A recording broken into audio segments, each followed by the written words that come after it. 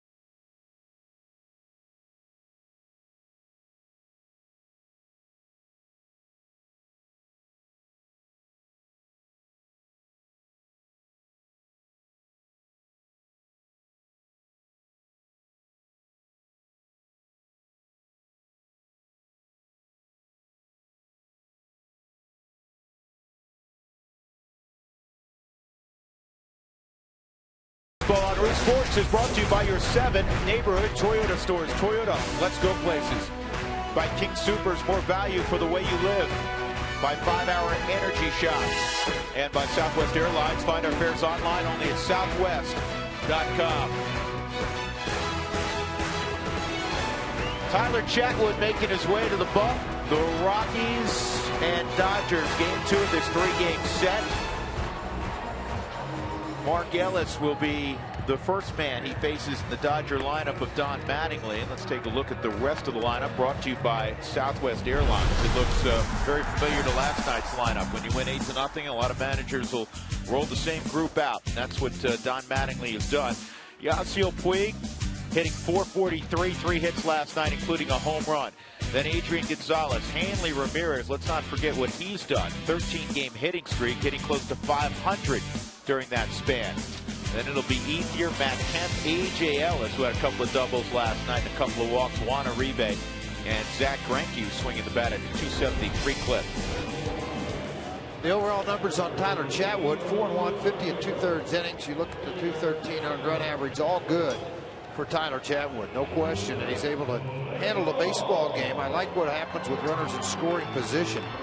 211 with 2 outs, just 136. The earned run average has been outstanding through the course of this. 70% of the time he's going to throw a fastball that's close to 93 miles an hour. He'll utilize the changeup, curveball, slider as secondary pitches. So here's the first pitch of the ball game, and it's a little bit below the knees. Ball 1.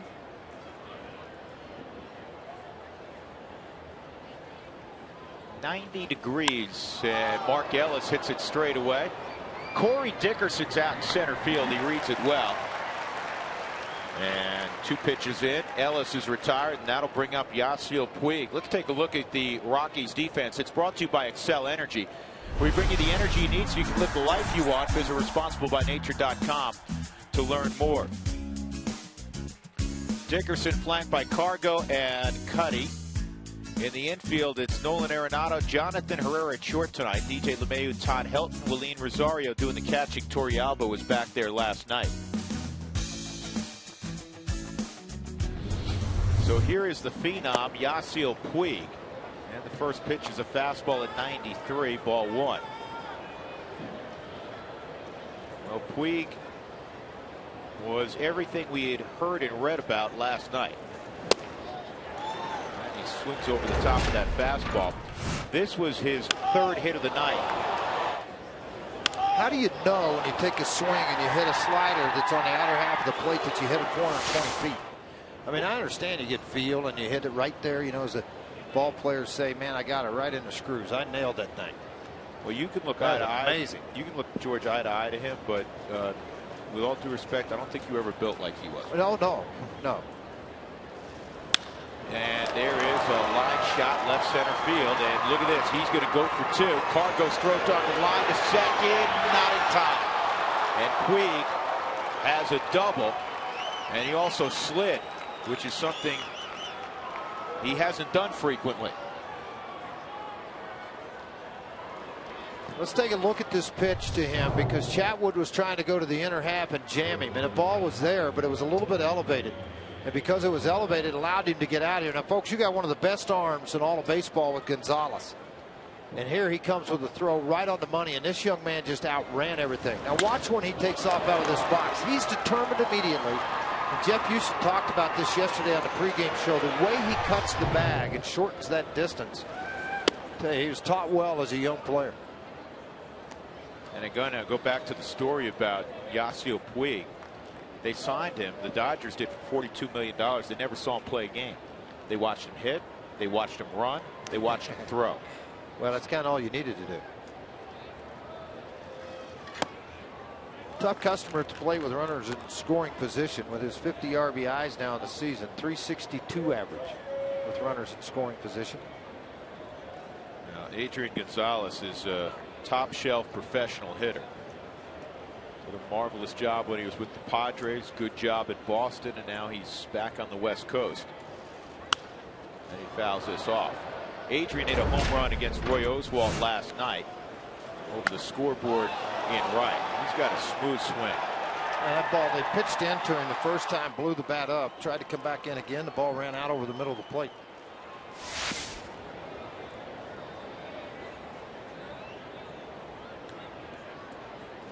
One out. Puig at second base. A 2-1 count on Adrian Gonzalez. Grew up and lives in the San Diego area. Help knocks it down. He's going to need help from Chatwood. Here's Puig going to the plate, and it's not caught by Rosario, and Puig scores. He never broke stride coming around third. Can you imagine Tim Wallach at third base looking at him and going, oh, okay, go ahead. I didn't mean anything about it. You just go on ahead. Why am I standing here?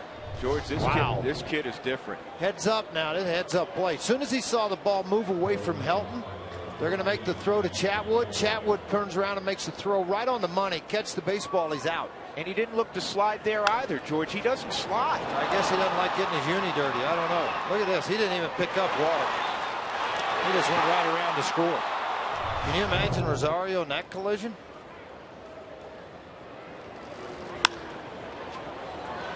And now a base hit by Hanley Ramirez, and he has a 14-game hitting streak, which is the longest in baseball now that Kadires died last night. Now here's the. I don't understand this. They're That's gonna have to change this around. call. The scorekeeping on that last play, by the way, folks, was 3-1 and then E1 on Chatwood. It should be an E2 on Rosario in my book because the ball was right there. It has to be caught. It was right on the money. If it's caught, Queen's going to be out. So I think they need to change that error around. But it will be an unearned run. You know what? Adrian Gonzalez came close to getting an RBI on a ground out with a runner at second base. Watch the throw what Drew and I are talking about. Let's look at this throw at home plate. Chatwood's going to turn around, fire this baseball home. It's not high, it's head high. It's perfect. Yeah, the ball's just missed by Rosario. Bad special scoring.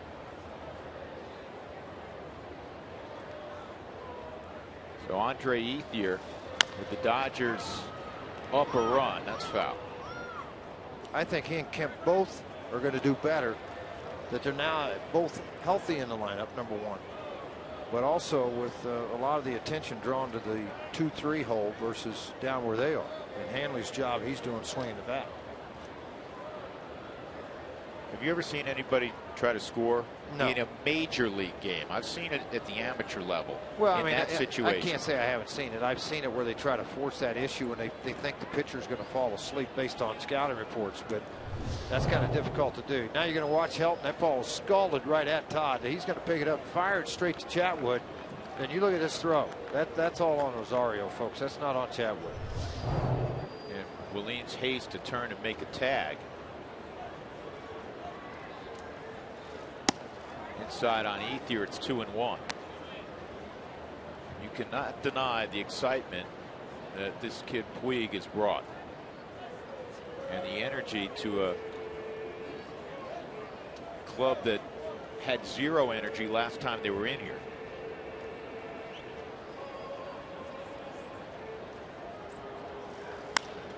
Line shot, base hit, right center field. Andy Ramirez will go first to third, and now Ethier will stretch it into a double. It's kind of rubbing off on his play, rubbing off on the rest of the Dodgers. Second and third. And Matt Kemp coming up. When you struggle as a ball club, obviously you have a way to play lazy at times, regardless of how much your manager yells at you. But the Dodgers 9-1 in their last 10 ball games. This is a totally rejuvenated club, top to bottom now. This ball hit very hard right by LeMahieu.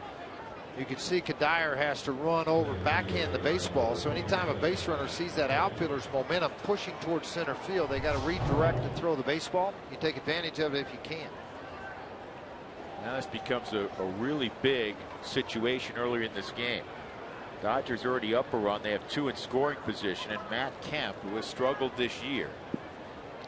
5 for 23 since coming off the disabled list. Just 3 RBIs in 7 ball games. 0 for 5 last night, though he did drive in a run, and the breaking pitch is outside, ball 1. In fact, Kemp has not hit a home run since May the 20th. But this is still Matt Kemp. This is a guy that nearly won an MVP 2 years ago. Even last year, despite the hamstring injuries, he hit over 300, more than 20 home runs. And he takes a strike.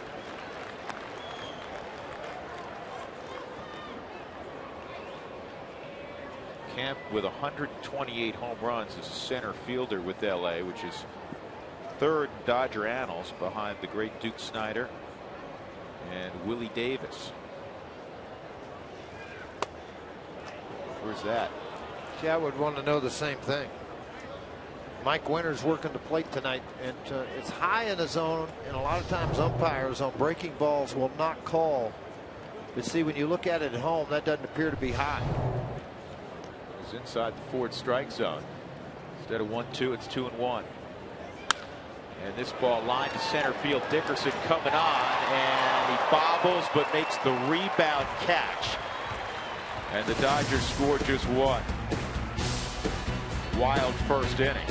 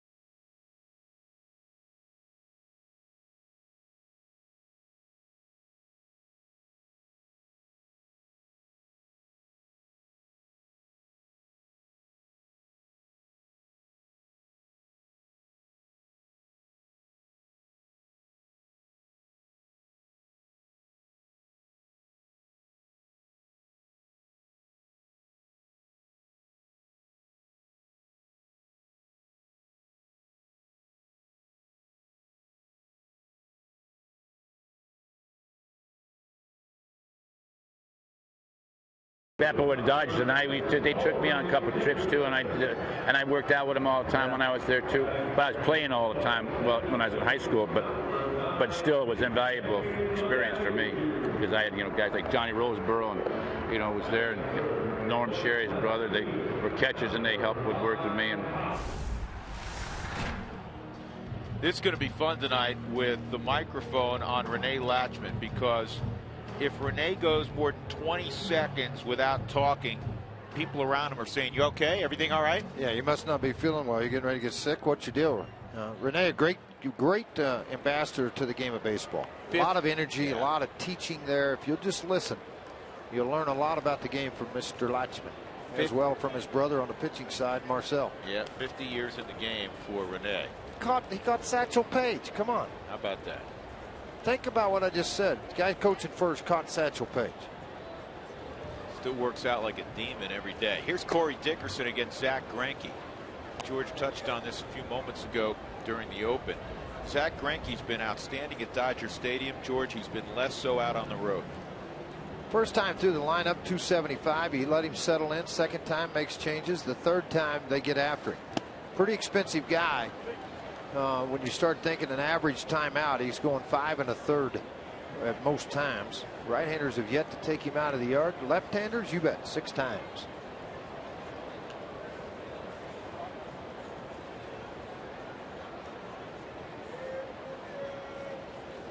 One and one with a 5.18 against the Rockies all time, and the breaking balls popped to Puig in right field, and he casually makes the catch. Here's Walt Weiss's lineup on a Wednesday evening in the middle of the summer. Corey Dickerson to be followed by DJ LeMahieu. Then it's Cargo, Kadire, Willeen Rosario. Helton will bat 6th. And Nolan Arenado, Johnny Herrera, and then Chatwood, who also can handle the bat. 7 for 19 this year.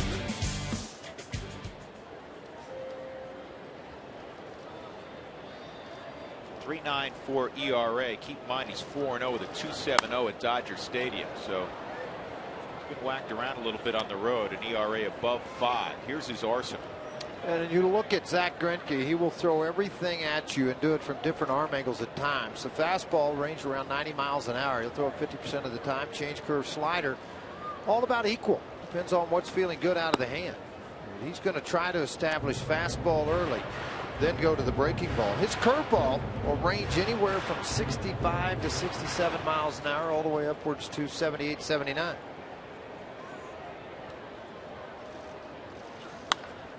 LeMahieu fouls it off. DJ last night had one of the Rockies' 4 hits. Torrealba had 2 of them. Helton had the other. 4 singles against Clayton Kershaw, who threw his 2nd shutout of the year.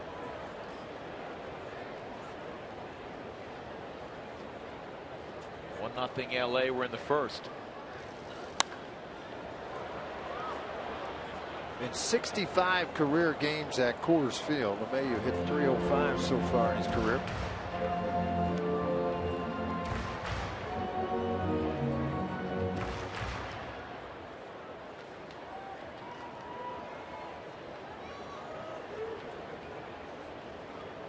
DJ's kind of settled in nicely at that second base spot. It's been Rutledge and Herrera alternating at shortstop in the absence of Troy Tulowitzki.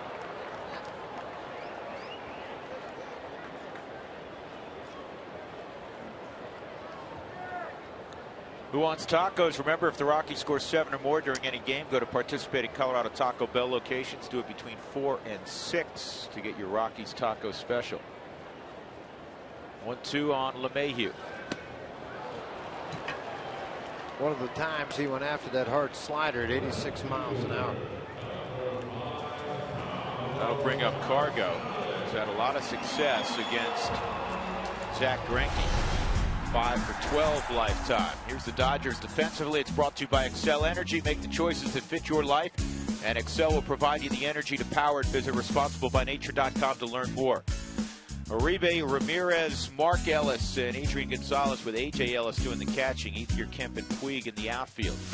Carl Crawford played a full game last night down at Rancho Cucamonga.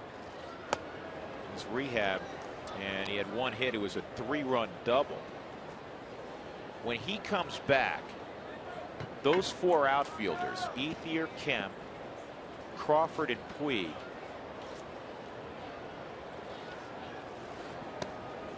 (2-0), will make over $58 million this year between that foursome. We're basically 1/4 of their payroll, which is a whopping $216 million. But I think 3-0. And real quick, last time I checked, you can only play 3 outfielders. The only way, I think, in years past, people would go, wow. Now with the Dodgers, they don't care. They really don't. I mean, I'm sure that, with the injuries, he came out of Double-A, that you're trying to fight your way through certain things, but one of the few teams that have shown of late, they've got deep pockets.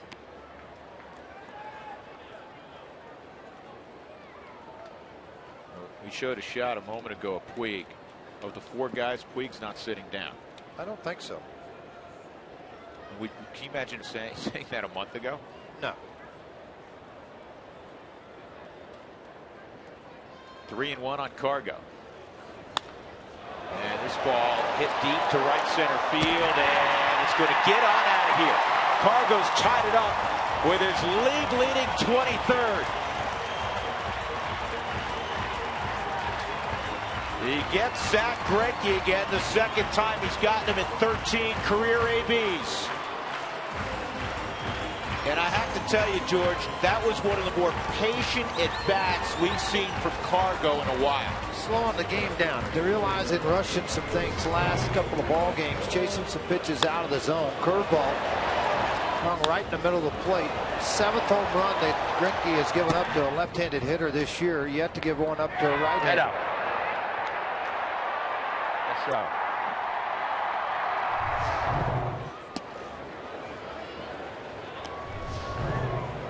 Take a look on this Mike Shaw Subaru Supermost. Look at the rotation. It's a 3/4 spin. It's not a 12-6 spin.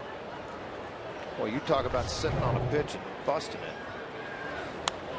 Cuddy on that pitch. It's 1-1. You look at that swing on the Mike Shaw Subaru slow mo, and you realize that he did not get that, George, on the barrel. He didn't get on the barrel, but he got it with a lot of strength. That's what he's got. He got it a little bit toward the end of the bat. And Cuddy up the middle. He's going to start a new streak. That's 1 in a row.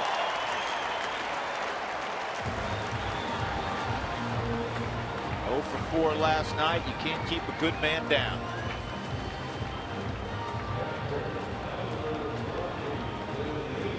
He's having one of those years in baseball, lifetime 280+ hitter that's out swinging the bat coming into this game tonight. I mean, he was hitting right at a 339 clip. The base hit raises it to 341. And that'll bring up the baby bull, Willeen Rosario. 2 outs and Cuddyer at first. Here's a quick by the way. Carlos Gonzalez with that home run, as we mentioned, his 23rd, sitting next to his buddy, the Bean, Johnny Herrera. Last year he hit 22. In the dirt, ball 1. And a reminder, you have basically a little more than 24 hours left to vote for Cargo. Keep him in the top 3 among outfielders. And Michael Cuddyer as well. Said this several times. It will be a travesty if Cuddyer's not at Citi Field. Hard ground ball. Ramirez knocks it down. Long throw to first. Got him. Adrian Gonzalez, a good pickup. The Rockies get even with the Dodgers as Carlos Gonzalez hits his 23rd jack of the year. And it's 1-1 as we go to inning number 2 at Coors Field.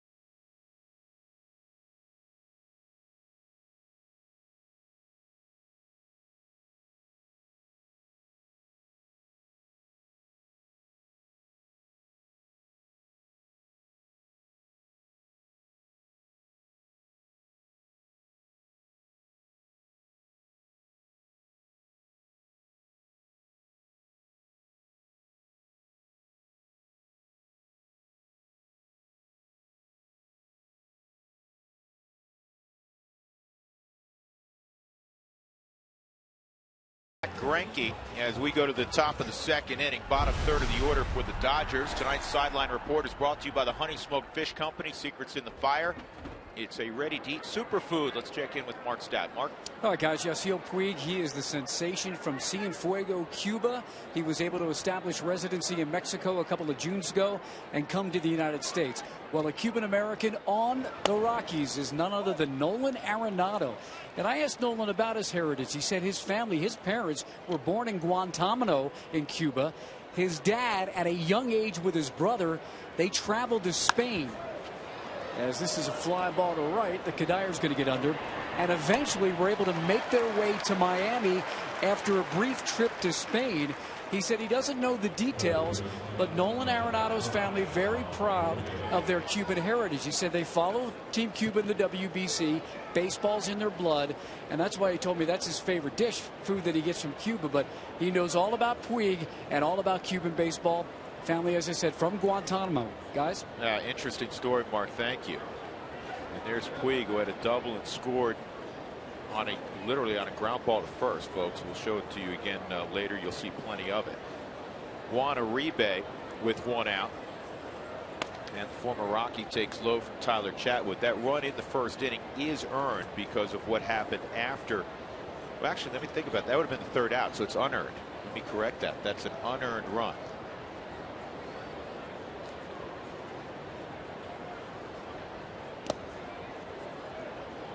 Two and 0 on Uribe. These Dodgers have caught fire. They've won 9 of 10, and because the rest of the division has lost most of the time while the Dodgers have played well, they've made up 7 games in basically 10 days. That's unheard of. Yeah, it is unheard of. Their ball club is one of the hottest clubs in all of baseball right now, if not the hottest. Feeding off the rookie sensation, starting to get some better pitching. Fife has pitched well coming out of their rotation. Ted Lilly roughed up last night in his second start. He gave up 5 runs, I believe, in 3 2/3. As you look at the National League West standings, you see the Rockies just 1.5 back. And as I talked to Walt earlier today, can't wait to get Tulowitzki back. He feels he'll get some consistency out of Pomeranz. The Rockies to roll offensively, to be consistent offensively, they need Fowler up top. And obviously they need Tulowitzki in the cleanup spot. Starting pitcher for the Diamondbacks have not won a ball game for them in 24 straight. I like how Arenado, you look at that play, George, and it was a two-hopper, but Arenado made sure he got to the eye level of the baseball. That just tells you a lot of times in an early ball game like this with some shadows, you want to make sure you stay down on the baseball. You don't try to just stick a glove out and make a play on it. Very fundamentally sound. Absolutely he is. Zach Greinke, a 273 average, which of pitchers that have been in the rotation throughout the year is the highest in the National League. Now, Tyler Chatwood's got a higher average, but hasn't had as many opportunities because he was down in AAA.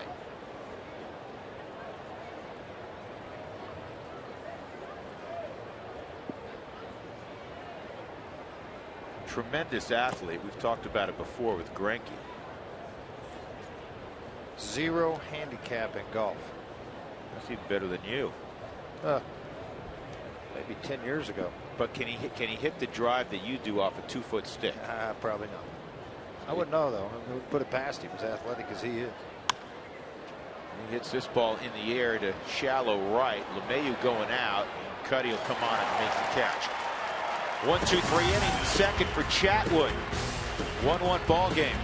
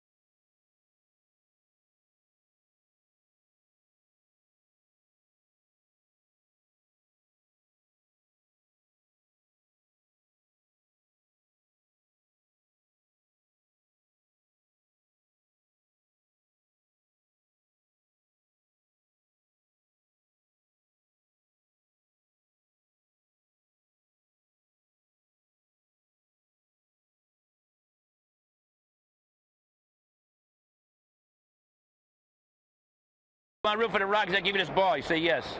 Hey, come back here. Don't you be lying to me, you understand? You live with your mother and father? You live with your mother and father. When your mother tells you to take the trash out, you take it out. When your father tells you to clean your room up, you clean it up. You got a cell phone? Don't get one because you can't. You play video games? Don't do that either. Be a dummy like the rest of these idiots. That's all they do is play video games. When you come home from school, the first thing you do is your homework, all right? He has scarred that poor young lady for life. Yeah. Oh, Mom, he gave me a ball, but he chewed me out the whole time. Mom, who is that guy? He's the best. You know, he does that on a regular basis. He pulls kids over. He tells them, make sure you listen to Mom and Dad. Renee Latchman. We'll hear more from Latch in a little bit. Todd Helton will lead it off in the second inning. 1-1 ball game. Arenado and Johnny Herrera to follow against Zach Greinke. And the right-hander misses away. The former Kansas City Royal won a Cy Young Award in a Royals uniform in the AL.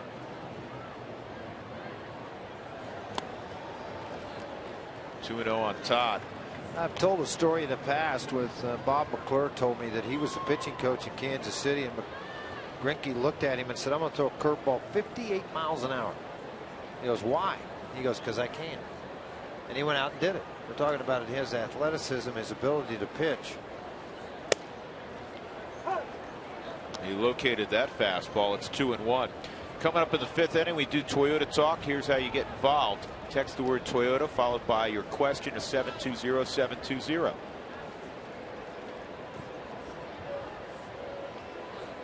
Outside and high. It's 3-1 on Helton.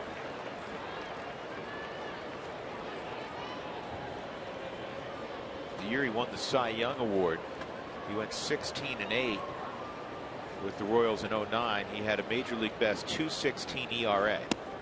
And Helton draws a leadoff walk here in the second.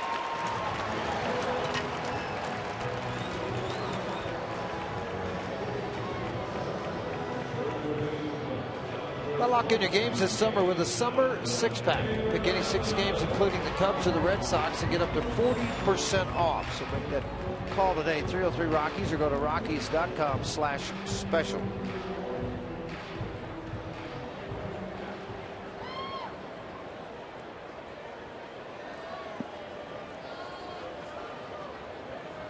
Arenado last night went 0 for 3 against Kershaw. This is how dominant Kershaw was. He faced 4 over the minimum last night. A couple of balls hit hard line drives early in the game, but that was about it.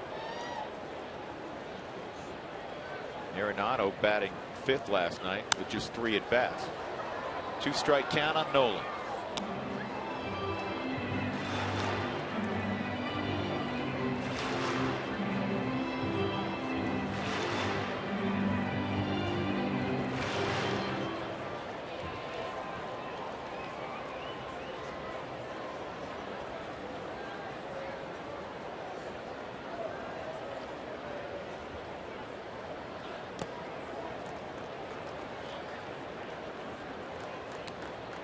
Outfield and infield straight up with Arenado. He'll use the whole ballpark.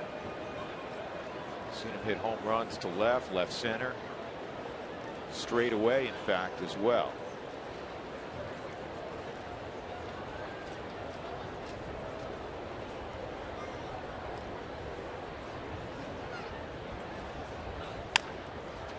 And that is a foul ball. Somebody didn't tell Laz Diaz that the third base umpire pointed out that it was a foul ball. It was Tim Timmons. Rockies fans, join Root Sports and the Rockies today in their new initiative, Hit Count. Support the Children's Hospital at Special Olympics Colorado by backing your favorite player. Your donation is determined by his hits in the second half of the season. Each player's stats will be shown online to track throughout the year. For more information and to back your players, visit Rockies.com/hitcount. Well, that's a great endeavor against supporting Children's Hospital and Special Olympics Colorado. Greinke strikes out Arenado, 1 out in the second. 71-mile-an-hour curveball. That's so much a drastic difference from what you've seen in that whole first at bat. Talked about the 12-6 hook last night. There's a good example of it. Kind of a little head snap at the very end of the delivery. Think it's a lot harder coming to home plate than it actually is. So here's Johnny Herrera, batting .270.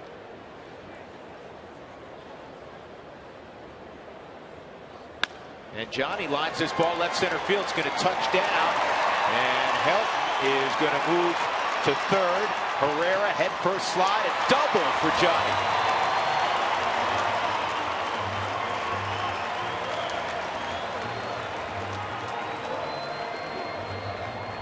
Gotta love the bean. Before, it was an awful lot about Johnny Herrera's ability to play all the infield position. That's why he made the ball club. Now the bat has grown into a legitimate major league bat. Johnny thinking about it, made that turn, made that look, and decided to go for it. Infield comes in. Chatwood with one out. Tyler's already driven in 5 this year in 9 starts. He's got a little Uribe in him, George, in that he bails with that front foot slightly, but he's strong. He's got a compact swing. He's 7 for 19. If you think it's squeezed, you don't have the ideal guy on third to do that. No, but look how close he is to the plate. Yeah, his first move's going to be here. He's not like a normal pitcher where he's standing in the back of the box. He's right up on top of home plate. So when he does get that pitch inside, kind of the middle of the plate to a normal hitter, and that's where he gets away with it.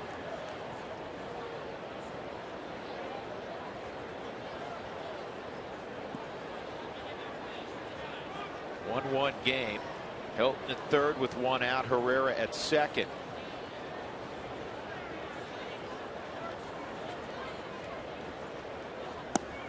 And it's 2-1 on Chatwood. If you have auto glass damage, we tell you every night, call Safe Light Auto Glass 303-287-5000 or check them out online at safelight.com.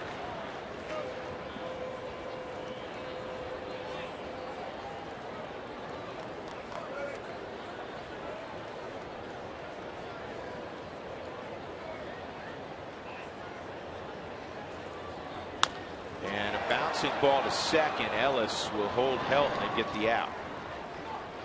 So now the infield will drop back, and it'll be left to Corey Dickerson, who had a fly ball to right his first time up.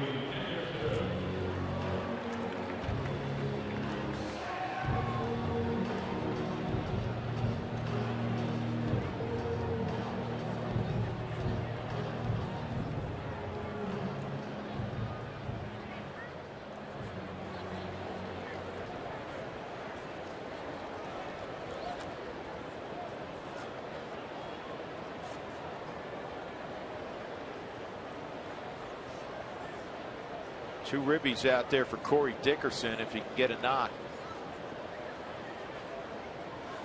Outside. Well, when you're Todd Helton and you had the career he's had, every hit, every walk, every double, everything you do, you pass somebody. Well, Helton with his walk is number 1,312 in his career, ties Ken Griffey Jr. for 40th all time. Think about that number of walks for a moment. Give you perspective. That's outside. It's 2-0. Well, you wonder if most guys, if you're playing regularly, you'll have somewhere 550 at bats. It's almost as if Todd has spent 2.5 seasons without an official at bat. That's one way of putting it. I was also looking at what is the average at bats, Doug, for a guy in his big league career. Spans, if it lasts 4 years, you figure what. 1,600 at bats, maybe a few more. He's got almost as many walks as a lot of guys have at bats in their career. Pretty amazing. He's 5 shy of Mark McGwire, who's in the other dugout as the Dodger hitting coach. 3-0 on Corey Dickerson. Looks like Greinke wants to go right on right. He touches the outside corner there. This guy is supremely confident swinging the bat. As we've discussed since he was called up, he has swung it very well at every level of the minor leagues. He's forced his way to the big leagues. He has, and that's the thing about it. And he's improved his defense. I'll be honest with you. A couple of years ago, it wasn't that good a defense. Now it's much better. Well, he got a good swing off there. It's 3-2.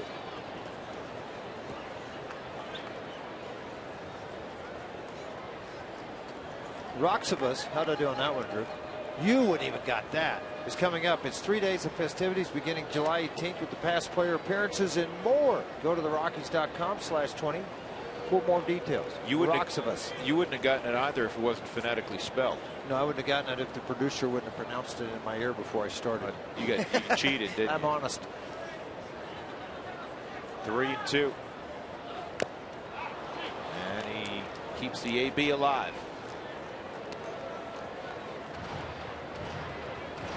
By the way, how did Twitter go today this afternoon? Good, great. Awesome. How many questions you answered? Like 30 Tweeted back? in 15 minutes. I thought that was pretty good. Did you touch any buttons? No. Wanted to. You gonna get a Twitter I account think now? No. I think it'd be pretty boring following what I do. Outside, ball 4. Get So out. the bases are loaded for DJ LeMahieu. Get out of bed, go to Sam's, eat breakfast, come back, take a nap, fill out some things, go eat lunch at Sam's, come back to the hotel and ride to the ballpark. Well, we have It's a good day. two kids that are not kids, they're young folks who are going to college here coming up, Taven and Lexi, Right. and I guarantee you they can help with your tweeting and your texting. Lexi doesn't tweet. Do you tweet? You tweet? Taven tweets. Lexi, you tweet? She tweets, see? Do you guys Instagram? You Instagram? Do you Facebook? 2 out of 3 for Taven, and you're 3 for 3. Oh, boy. All right. Bases loaded for DJ LeMahieu. LeMahieu struck out on a breaking ball his first time up. And this year, the Rockies have hit over 300 with the bases loaded. LeMahieu's 0 for 2. He's due. 305 career average at Coors Field. Line drive, left field, that'll work. 2 runs will score. Dickerson to third. LeMahieu to second, 2-run double. And the Rockies have a 3-1 lead. Atta baby DJ LeMahieu.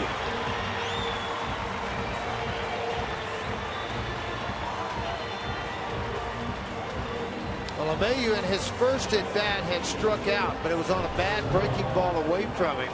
Greinke goes back to the breaking ball early. He hung it chest high. LeMahieu didn't sit and wait on this. He made him pay for it. Gonzalez will be walked to load the bases again to face Michael Kadire.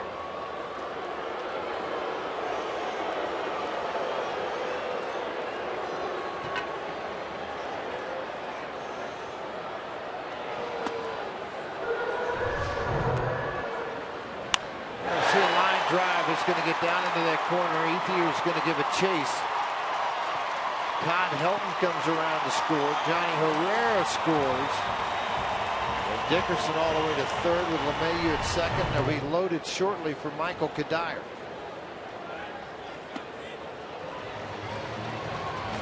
This is a huge number for me, Drew. With 2 outs, bases loaded this year, the Rockies have hit 389. That's a big number. I'll tell you what, I keep going back to that swing by LeMahieu, though. That's a huge swing. You want to beat good teams. You want to beat high-quality pitchers. You don't get many opportunities typically against guys like Greinke, and you got to come through. And DJ LeMahieu did, and now Kadire with an opportunity. He singled to center his first time. Outside ball 1 on Michael. 0 for 4 last night to end the 27-game hitting streak, and also the string of reaching in 46 in a row, which was the best run since Kevin Millar reached in 52 straight with the Red Sox a few years back. Kadire 423 with runners in scoring position. He was 0 for 1 last night. More at bats than anybody else in the lineup from the American League matchups playing in the American League Central. Twins Royals with 35 at bats, make it 36 at bats with 10 hits and 36 tries against Greinke.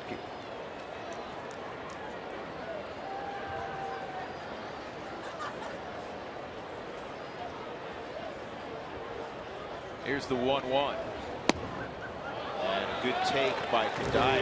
He just missed at 92, and it's 2-1. At third base is Corey Dickerson.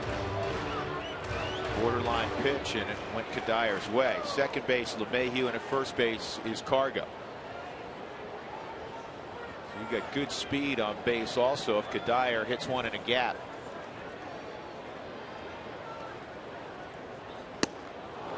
Right back out with that same pitch, a fastball away. This at 93, a mile quicker to the spot. But he's not giving anything to that middle half end to Michael Kadire. I think if he does, it's going to be an elevated ball above the hands. Kadire second in the league and hitting at 341. 2-2. Outside, and now he's running full. Runners will be in motion, and there's nowhere to put Kadire. Not only that either, 51 pitches now in the second inning for Greinke. It's a bunch.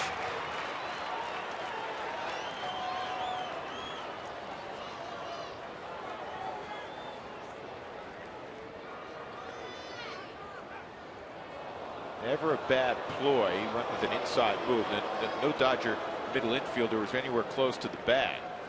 The only thing it does for me, it takes his train of thought off of what he's trying to do, and that's get Michael Kadire out. No plays are on.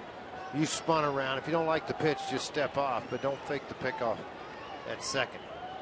Outside, ball four. Greinke's just walked in a run. Great AB from Kadire. He picks up his 49th RBI in the process. Dickerson comes home, and now Willeen Rosario will come up. And the Rockies have hit around here in the second. Rick Honeycutt, the pitching coach, will go out and visit with Zach Greinke, complaining about not getting the outside corner. This pitch not anywhere near the outside corner. Ball four, and Kadire takes the walk. It's his fourth walk in the inning. And I will say this, Mike Winters both ways, because there's been a couple of pitches that Chatwood has thrown up that he felt like he got squeezed, and I feel like Greinke probably has had a couple of borderline pitches not go his way. He's had a small zone. And Mike Winters is going to walk to the mound now. See what he has to reply to Zach Greinke, or if Honeycutt comes up with a comment or two. Don Mattingly not going to hesitate. He's calling down to the bullpen now.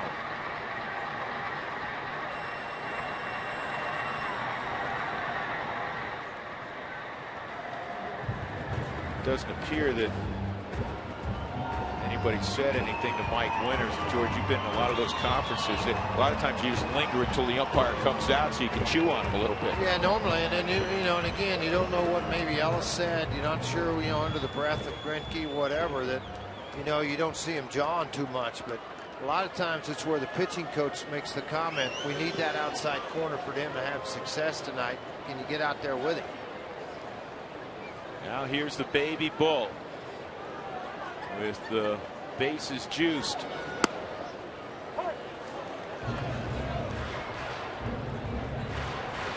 Rosario's hitting his last 7. Really caught fire after struggling the first 2.5 weeks of June.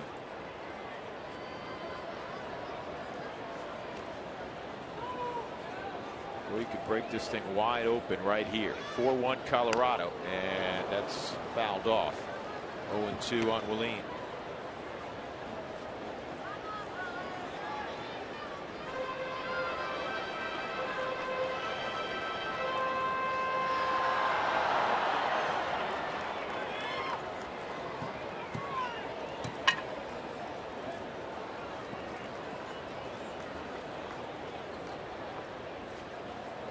Two-strike count with the bases loaded on Rosario.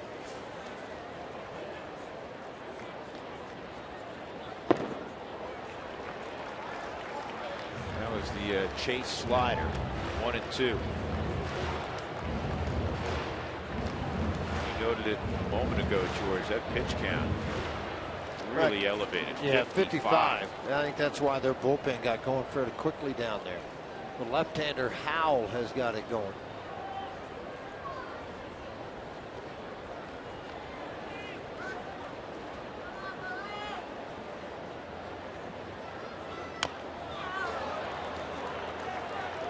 Wells Fargo customers get your 2-for-1 Rockies club level tickets today by going to wellsfargo.com/Rockies. Wells Fargo Bank, member FDIC.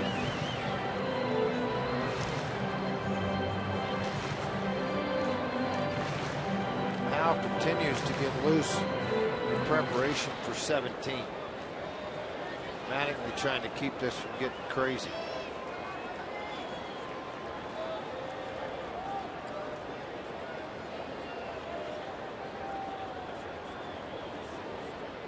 A.J. Ellis has flashed like 47 signs at Greinke, and he did not at any of them. A.J. saying, dude, you don't have that many pitches. Yeah, they'll start all over with the touches. That's all about location on a lot of that stuff. And then here comes the rest of it. 1-2. Stayed off the high breaking ball. It's 2-2. That's always a breath of fresh air for a hitter when he's in a ditch 0-2 to get back level. Particularly when you're facing somebody like this guy. He's got some wipeout pitches. Mattingly talking with Rick Honeycutt.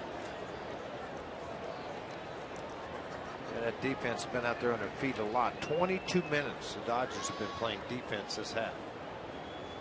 2-2. And he gets it. But a great inning for the Rockies.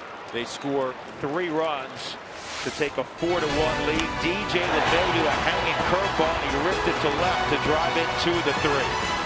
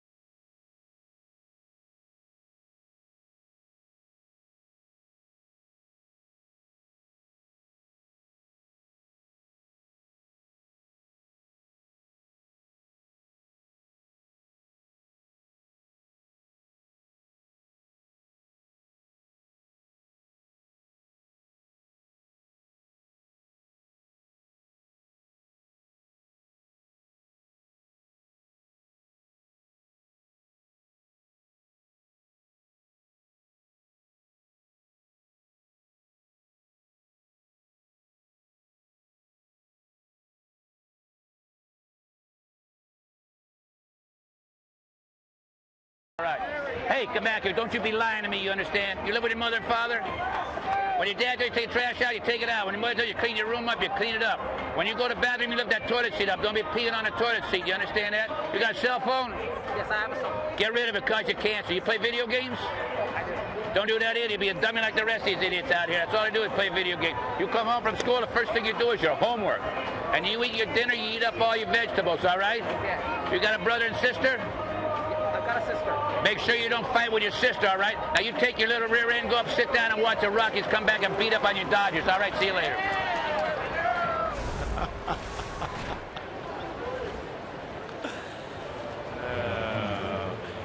Of course, Latch has long ties to Southern California. Oh, yeah. He went to USC. Latch in their Hall of Fame, isn't he? You know, he may be. Dougie, is Latch in the USC Hall of Fame? I did that to you. I'm sorry.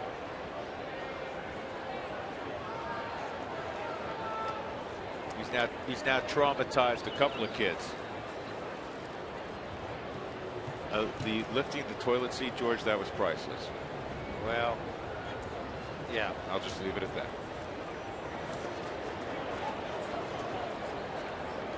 No movement as Yasiel Puig is up. Puig today was named in his first month in the big leagues the National League Player of the Month, and if you win the Player of the Month, you ought to win the Rookie of the Month also. So he captured that as well. Hit .436, 7 home runs, 16 driven in.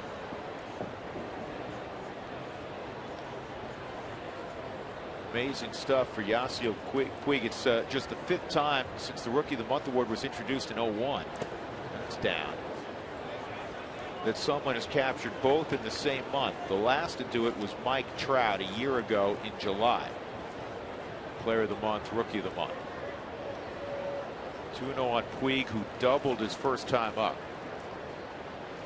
And last night they threw him a combination of pitches, and he hurt him with every single thing. Change up, fastball, slider away, fastball in, fastball up.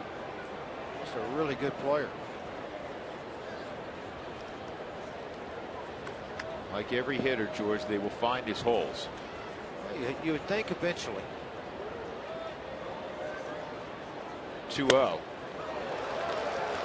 Moving fastball at 94. Yeah, really good moving fastball. Watch the sink. Late sink was velocity at 94.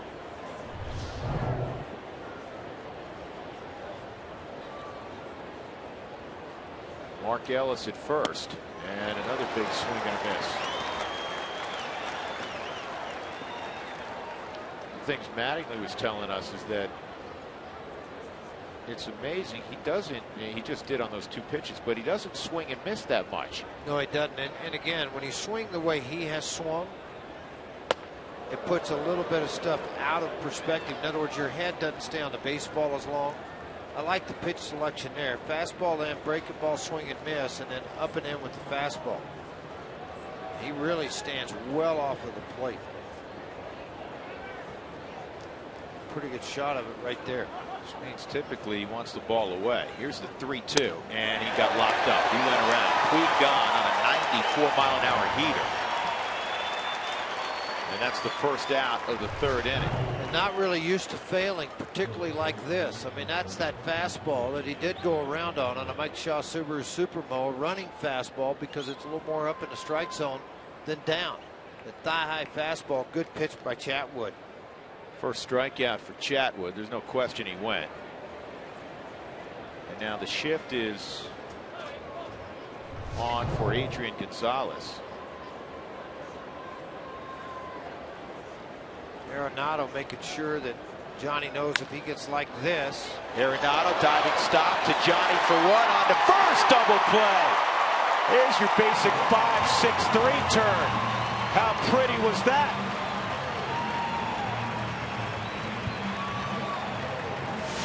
It was outstanding on this flip from Arenado. Threw him perfectly to Johnny and then on to first.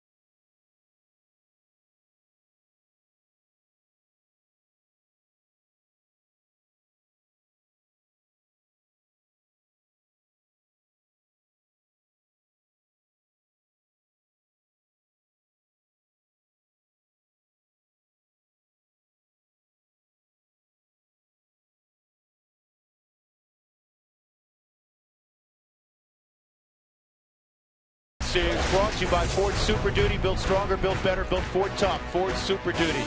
By Southwest Airlines. Find our fares online only at southwest.com. And by CenturyLink, your link to what's next. Todd Helton takes strike one. Todd started the rally in the second with a walk. He would eventually score. The Rockies scored 3 times, just 2 hits against Greinke last inning.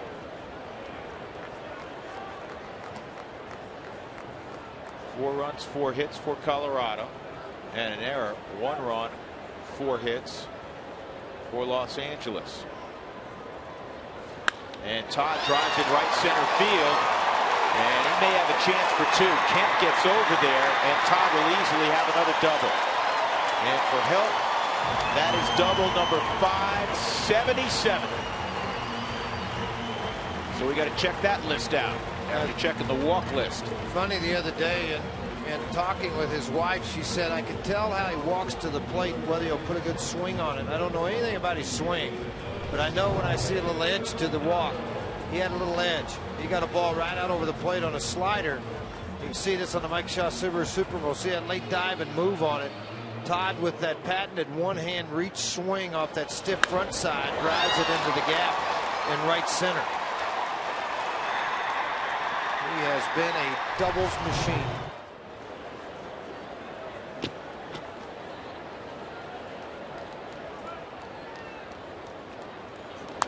Arenado fouls this off. It would take an extraordinary second half for Todd to eclipse 600 doubles this year.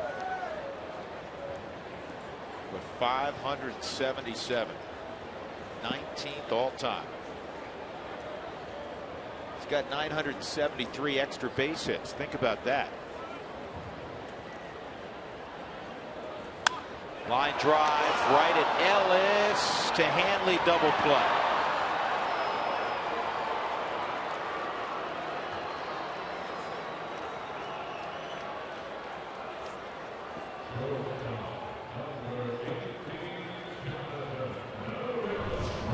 Two outs. See his hard hit ball, line drive right at Ellis, and Todd had gotten a lead so he could score on a base hit. And it was just timed perfectly. Todd trying to get back on this line drive as he took that walking lead towards third. Here's Herrera. Johnny doubled his first time, and Johnny's going to have another hit. That'll flip the lineup over here in the third. One thing for sure, I can tell you this, Greinke's stuff not fooling anybody tonight. A lot of balls hit hard. Even though Todd got caught off on, you can see on the Mike Shaw Subaru Super Mo, 6 senses being back where he needed to be.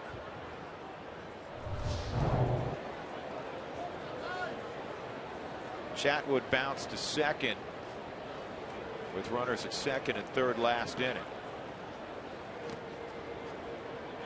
It's the ultimate tip of the cap. When as a pitcher, you get a breaking ball on the first pitch of an at bat.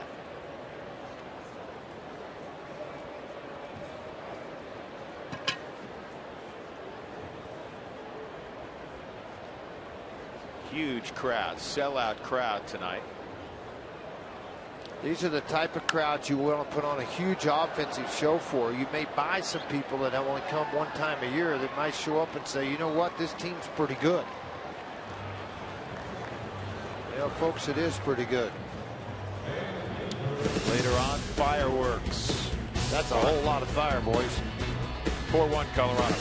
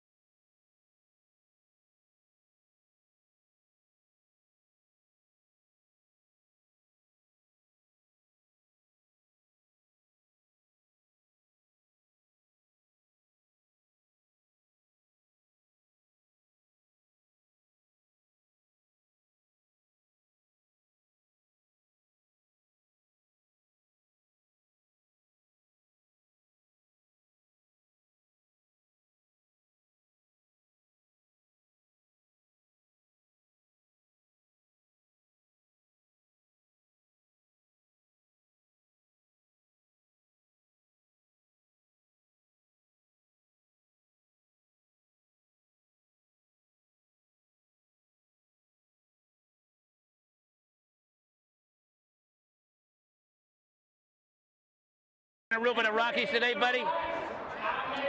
All right, I'm not going to scare you, you understand? You be good with your father, all right? So you eat your dinner, eat all your vegetables. You go ahead and don't fight with your brothers and sisters, all right? And, you know, when you do all those things, you know what will happen to you? Santa Claus is going to come and give you a lot of presents at Christmas, but you better make sure you do those things, all right? Go sit down. See you later.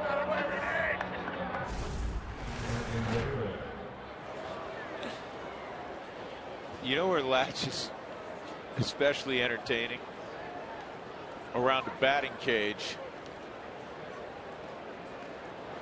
during BP, especially in spring training. I mean, he's a riot. You know what's really funny? I mean, you may not think it's funny. The Cowboy, Tracy Ringlesby, the first year he managed the Seattle Mariners, the two of them are roommates. How can you be a manager and not afford your own place? You got to live with Ringlesbury. And of all people. I'm sure that place was neat and tidy. Oh, absolutely. 0-1 on Hanley Ramirez. He had a base hit his first time up. He's now got a 14-game hitting streak. Well, in the meantime, Chatwood kind of settled in here now. A couple of zeros thrown up in the second, third inning.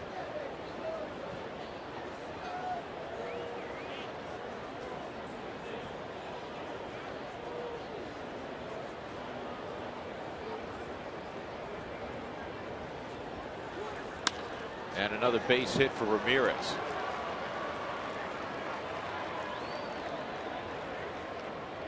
That'll bring up Andre Ethier. Time for our AT&T trivia question.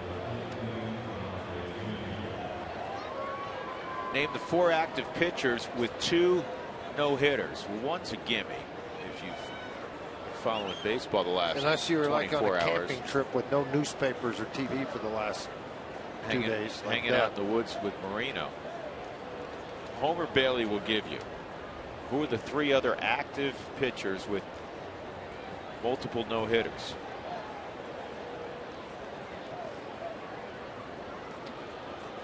Ethier had a double his first time up. Chatwood will run Ramirez back to the bag. Hanley 4 stolen bases right now, but he also talked about the club's down 4-1. And I think there's a little bit of influence of Joe Torre with this lineup. He's not afraid, Don Mattingly, not afraid to hit and run with the bottom half of the lineup. 1 out.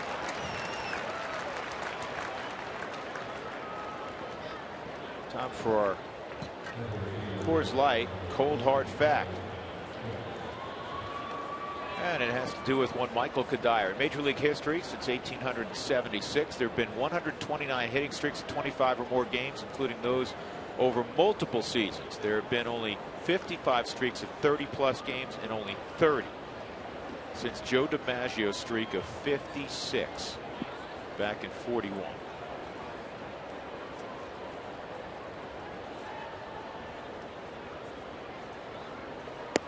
It's just becoming increasingly more difficult. Dante Bichette, a huge fan of Ted Williams when he was a player. He read his book multiple times. He got to meet Ted Williams, and he was telling me a story around the batting cage day, because we're talking about how difficult it is to put together the streak that Kadire did, because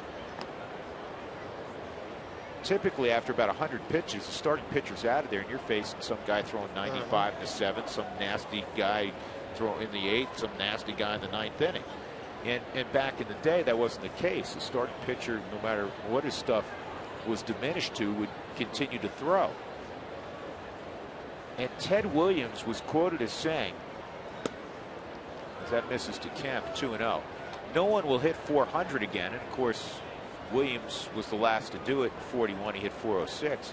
Said no one will hit 400 again because of the slider, which came in toward the end of his career.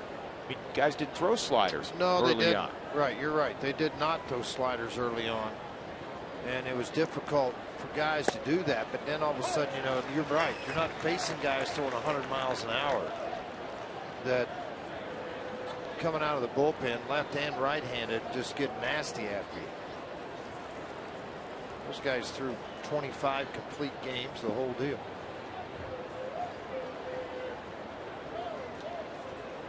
But you know, you could apply that to hitting streaks also with the various pitches now. This is in the air, right center field. Dickerson sliding over. Corey's got it. And they're 2 outs. Kemp retired. A.J. Ellis coming up. Hanley Ramirez at first base. 4-1 in Colorado. Register now for your chance to win tickets to Toby Keith with special guest Joe Nichols on the 27th of July at Cheyenne Frontier Days. You'll also be entered to win baseball packages, the VIP grand prize, which includes backstage passes, hotel, transportation, championship bull riding tickets, a Western wardrobe, and plenty more. And this is a wild pitch. Kicks out of play. For official rules and to enter, visit cfdrodeo.com/Toby Keith. Tell you what, this baseball, I mean, hard curveball down in the dirt. Rosario goes to get it. It hit right out in front of him, off the shoulder and down the tunnel of the dugout. One of those guys caught it.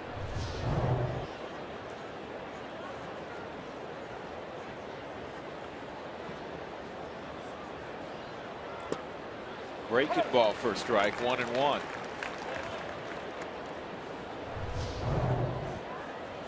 I want to look at this breaking ball, and because of the way Wallin received that ball with a glove in versus out, you get a strike call.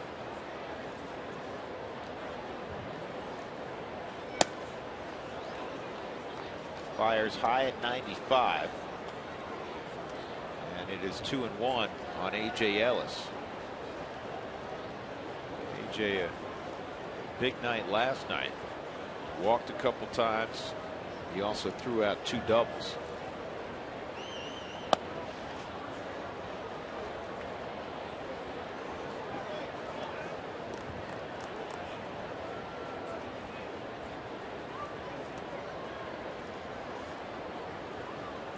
Chatwood 50 pitches in as he works with 2 outs in the 4th inning. That's a good number, real good number. Very good number. You're 12. The league at 17.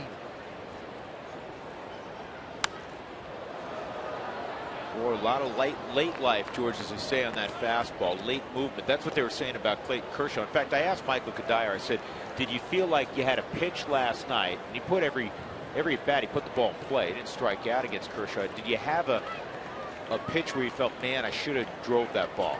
And he said, not really. He said his ball cuts late. It's late life, 88 to 92, touching 94 occasionally. But it's the same response on everything. This ball's going to get back up the middle and drive in. The wild pitch will cost him. Yep, that wild pitch will be real costly. It's 4-2. A.J. Ellis with his 19th RBI.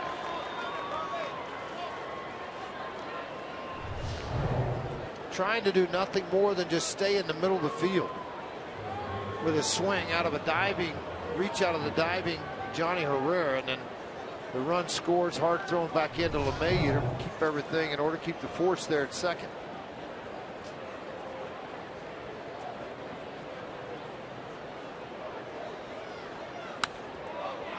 Uribe fouls it off.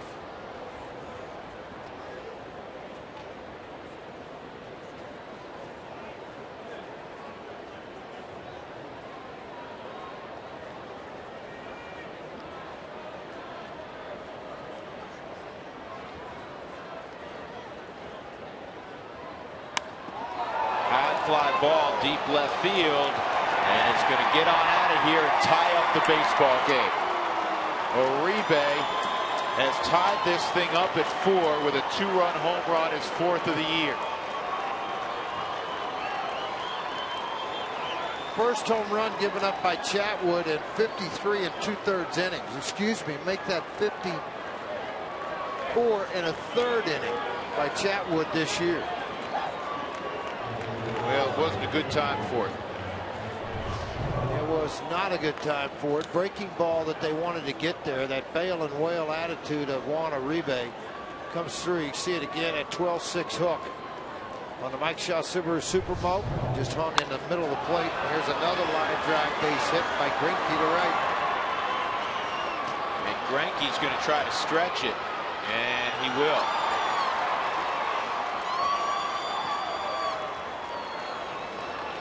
you have a young man in center field, and Corey Dickerson, that has not played center field before. So as a result, when that ball was hit off into right center, that's when they took the trip out there. Well, here's Jim Wright making the trip out also. Watch as this ball gets over. See, the thing is, as an outfielder, your momentum's taking you this way. You got to circle, redirect, and make an accurate throw. And Dickerson did a good job of that, just not in time to get Greinke.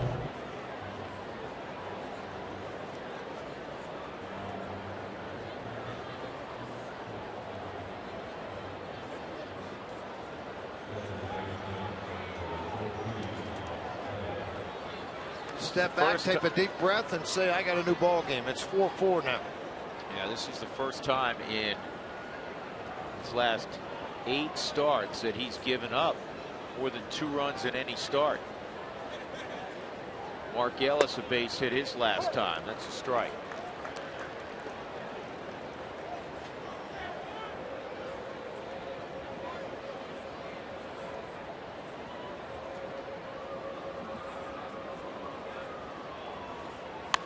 Ellis down the line, fair. And that pushes Greinke home with the go-ahead run. Ball gets away from Kadire, and Ellis heading to third. Dodgers lead 5-4. Well, luck would have it. That ball hit right down the line, and as it was, it just barely stayed in fair territory. For Mark Ellis, his first triple of the year. I mean, just kind of a bail swing, and then the ball just ricochets. Look how fair this ball is, right over the top of the bag. Good call by first base umpire Mark Wegner.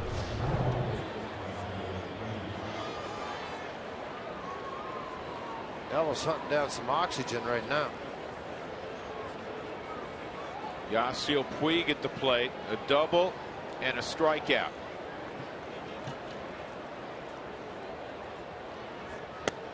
Nasty hook, and it's 0-1.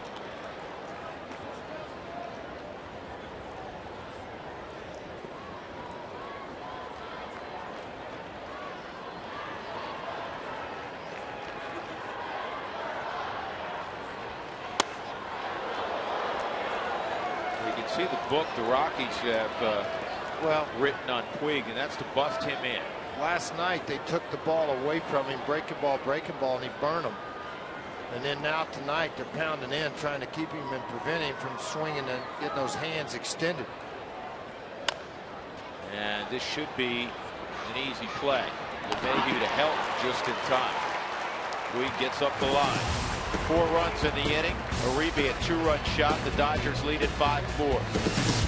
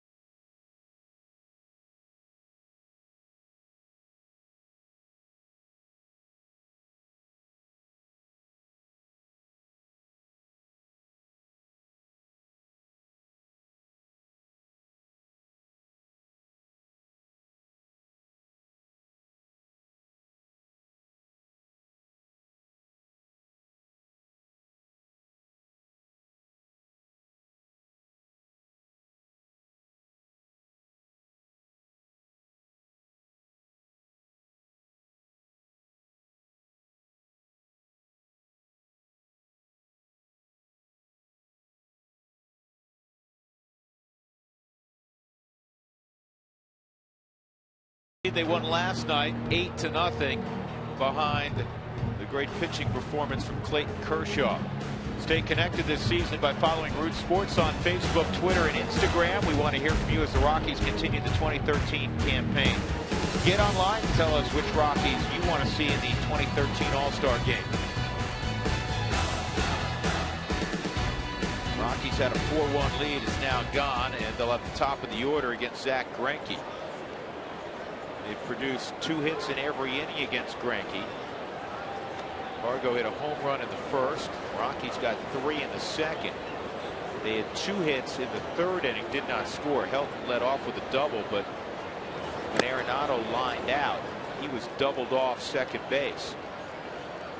Corey Dickerson walked and scored in the second, 0 for 1.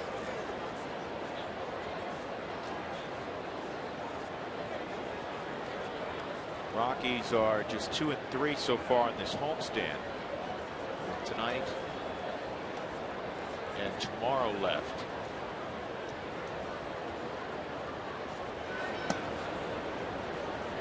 And then it's a 10-game road trip out west. Arizona, San Diego, 4 more with these Dodgers. Rockies are 23 and 17 after the loss last night inside the West. Here's the 1-1. 2-1 on Dickerson. This is like one of those typical American League starts for Greinke. You know, you give up 3 or 4, your club comes back, you stick around, you work your pitch count deep into the ball game. But amazingly, he's given up, gone 7 innings in 4 of his last 5 starts to go 3-1 with a .318 earned run average. The first 6 ball games never went 7 innings. A lot of pitches thrown though. It's at 70. In the start against the Rockies, 108 pitches and 5 in the third innings when he gave up 4 that night on 9 hits.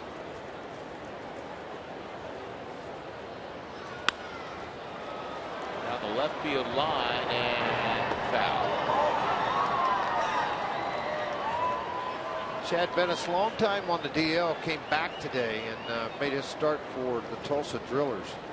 5 innings, 3 hits, 1 run. He struck out 5, did not walk a batter. Well, that's a nice return. Really good numbers. We'll get to the ballpark early Sunday, July 21st, as the first 20,000 fans will receive the 20th anniversary Troy Tulowitzki bobblehead, courtesy of Frontier Airlines. Buy your tickets for that ball game. The bobblehead has been huge. And by the way, if any of you have a Larry Walker bobblehead, Doug would like to have it since Drew took it home and did not bring it back for Doug. Did we even get one up here? Yes, you did. 3 and 2. I mean, I saw the top of it sticking out of your briefcase as you walked out. That's the one I saw that came up here. I wish I did that. That's basically a blatant lie, because I don't remember seeing it. There wasn't one up here. Mike Fox had it for us earlier.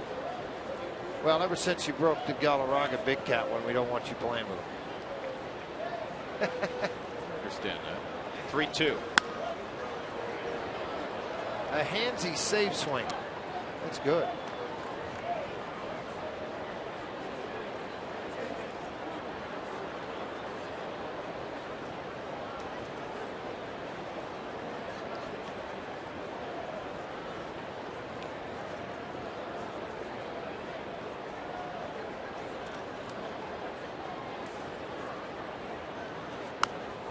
Good at bat by Dickerson. Auto glass damage, Safelight Auto Glass, 303-287-5000, online, safelight.com.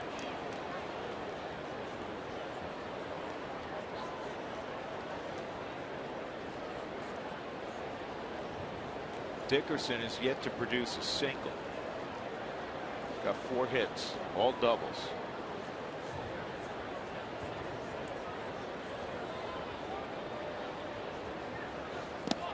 And a terrific at bat. He earns a walk. So a leadoff base runner in the 4th as the Rockies try to come back. Trailing 5-4. And DJ LeMahieu, who doubled in 2 in the 2nd, will step up.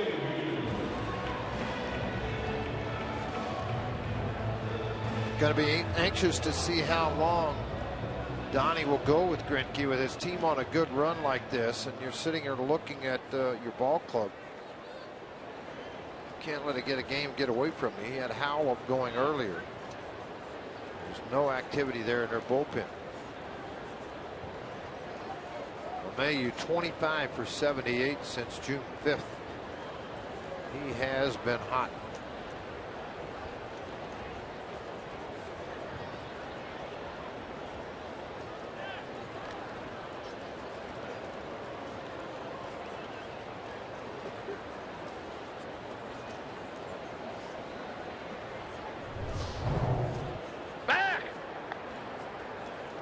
You think you can hear him if you're at first? Yeah. I think you could hear if you were at first in Anaheim. There goes Dickerson, hit and run down the right field line. It is a foul ball.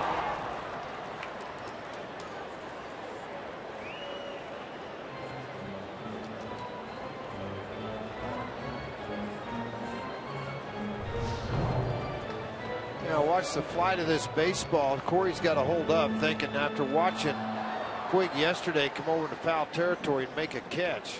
Come up a little short on this one, but it was right next to the wall. Mattingly's had some good lines concerning Puig. Puig ran full speed into a wall a few days ago.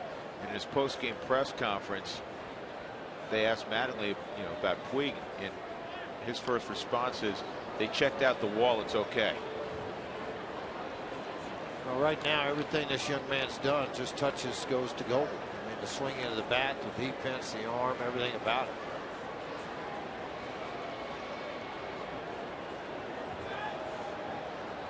Oh, 0-1 on LeMahieu. And DJ lays down a bunt. Zach Greinke, boy, got to that in a hurry. He hasn't made an error in like 3 years.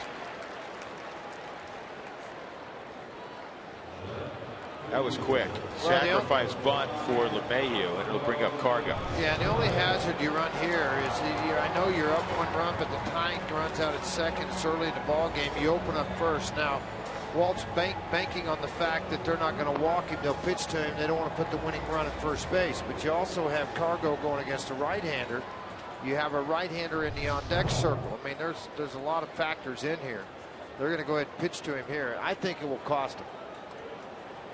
If it's 7, 8, 9 inning, yeah, I understand. I get it. But in the fourth inning of the ball game, bottom of the fourth, this guy could put you up on top 6-5 in a hurry. He hit a home run in the first on a 3-1 curveball, his 23rd of the year. And that catches the inside corner.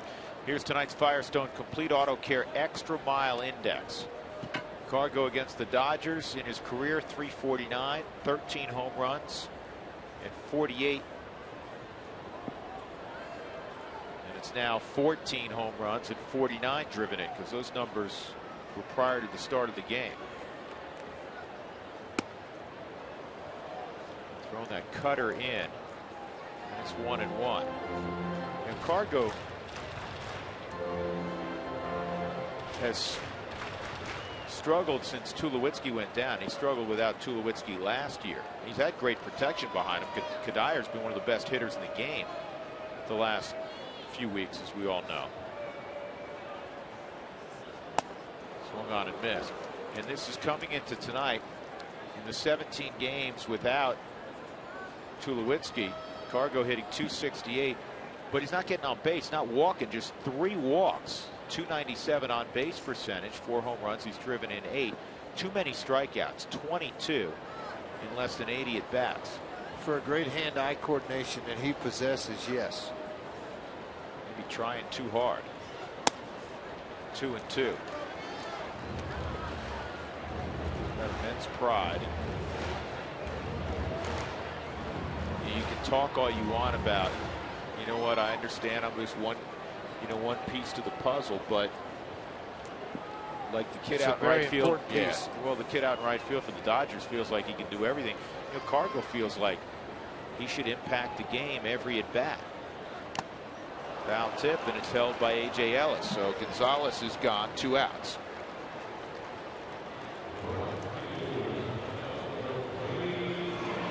To answer the AT&T trivia question, as Kadir will come up, name the 4 active pitchers with 2 no-hitters.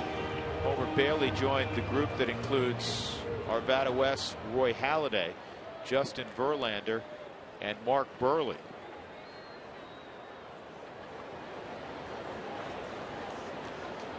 Well, it's pretty neat that Koufax 62, 63, 64, and 65. Kadire still one every year. Yeah, Kadire in the air to right. Puig makes the catch, and the Rockies leave Dickerson at second base. They trail 5-4 as we go to the 5th.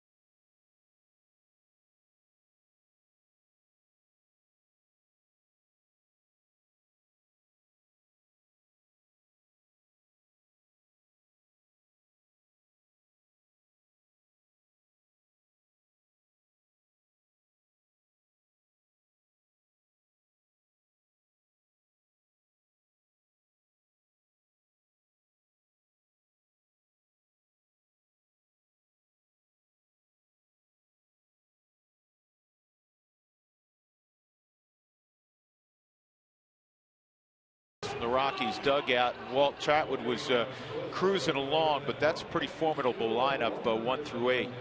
Yeah, and they're hot right now, swinging the bat well, and got 4 2-out runs there. It's a tough inning, but looking for Chat to bounce back here, and he'll go out there and compete like he always does. And you got to be careful too. Mistakes cost you. The wild pitching and the base hit. I mean, you just got to make pitches, but not bad. Yeah, you got to put innings away, and it's tough to give up 2-out runs. Those are backbreakers, but we're swinging the bat well too, and we might have to slug with them tonight. Yeah, I was going to say, conversely, you guys have taken good swings against Zach Greinke tonight. Yeah, we have, and we're making him earn on every out he gets, and we're putting some good at bats together. All right, hey Walt, good luck as always the rest of the way. All right, thanks guys. Chatwood out in the 5th, looking to put up some quick zeros. He'll face 3, 4, and 5 in that Dodger lineup. It's Adrian Gonzalez, Hanley Ramirez, and Andre Ethier. This is also our Toyota Talk inning.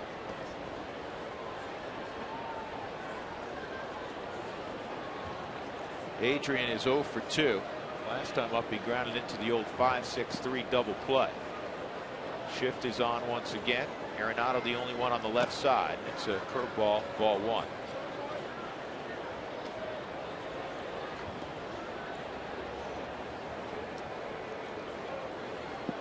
You're not going to believe who signed a minor league deal with the Texas Rangers today, George.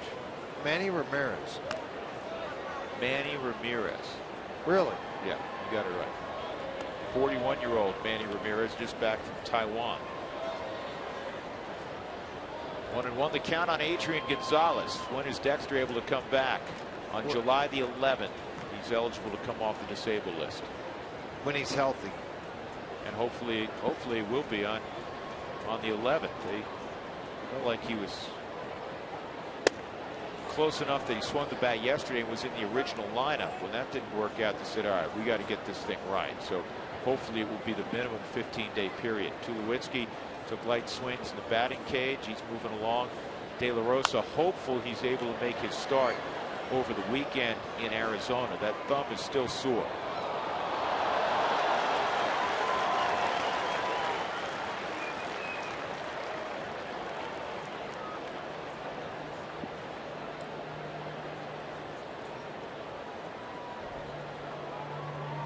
Three and 2. How likely is it that Cuddy makes the All-Star game? I must say 95%.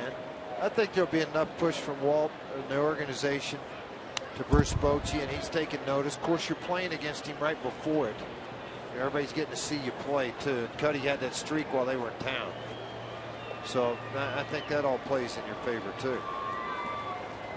Well, hopefully the players will vote him in. Players vote also.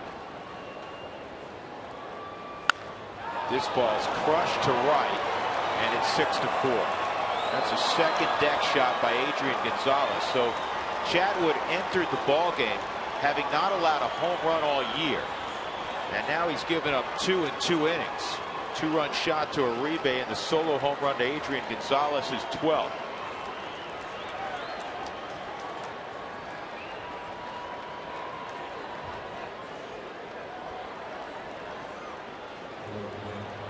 Yesterday it was a fastball elevated out over the plate. This is a fastball down but squared right in the middle of the plate. Adrian Gonzalez, I tell you, for a big man, he really handles the bat well, and the swing through the zone very quickly. Adrian's hit 12 straight against the Rockies. First time the Rockies have gotten Hanley Ramirez tonight. A fly ball to Cargo, 1 out. And that'll bring up Andre Ethier. More of a line shot to home run by Adrian Gonzalez, but it lands about 25 rows up in that second deck.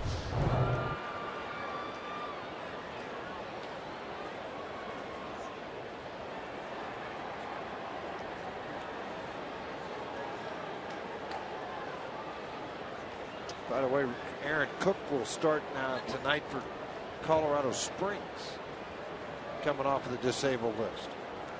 It's been a while. He dealt with a flexor tendon strain. So, by the way, Christian Friedrich this year, I see the question right here, is doing this year still with the back issue. It's a shame because he was feeling fairly good coming out of spring training, made 1 start or 2 maybe at Colorado Springs, and then went down. 1-0 on Ethier. Full house at Coors Field tonight. The Rockies had a 4-1 lead. They're now behind 6-4. The Dodgers with 10 hits against Chatwood. He works here with 1 out in the 5th. And this is a fly ball again in the direction of Gonzalez. Corey Dickerson will call him off. And that'll bring up Matt Kemp. How long has Rene Latchman been in the majors? He's been in baseball for 50 years. Probably 35, 40 in the big leagues. Back and forth. Well, yeah, I mean, the former last 3 or 4 manager of years. the Marlins. Well, Marlins. He was manager of the Seattle Mariners. He coached for a long time for Tony La Russa, forever for Tony in Oakland. So, yeah, he's been around a long time. I'll just put it this way, and I'll say it again if you missed it at the beginning of the show. If you caught Satchel Paige, you've been around a while. Yeah. 1-1 on Kemp.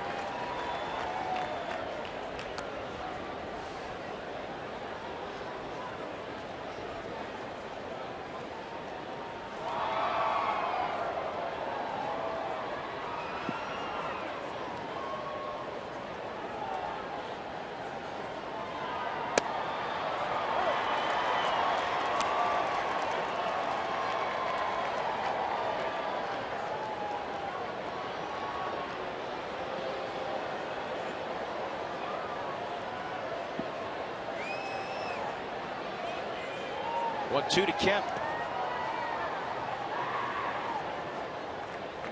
George, if you had to pick one established Rocky, to help a Rocky to help a rookie, who would it be? Kemp. Probably Michael Kadire. Veteran guy, Todd Helton, one of those 2. I think if it's a hitter, yeah. If it's a pitcher, you know, Belisle or Betancourt would be great. Belisle, Betancourt, even a Roy Oswalt, who's been around 163 ball games, what they've done and accomplished out there. But you always have that 1 or 2 guys like a Betancourt, Belisle that everybody looks up to.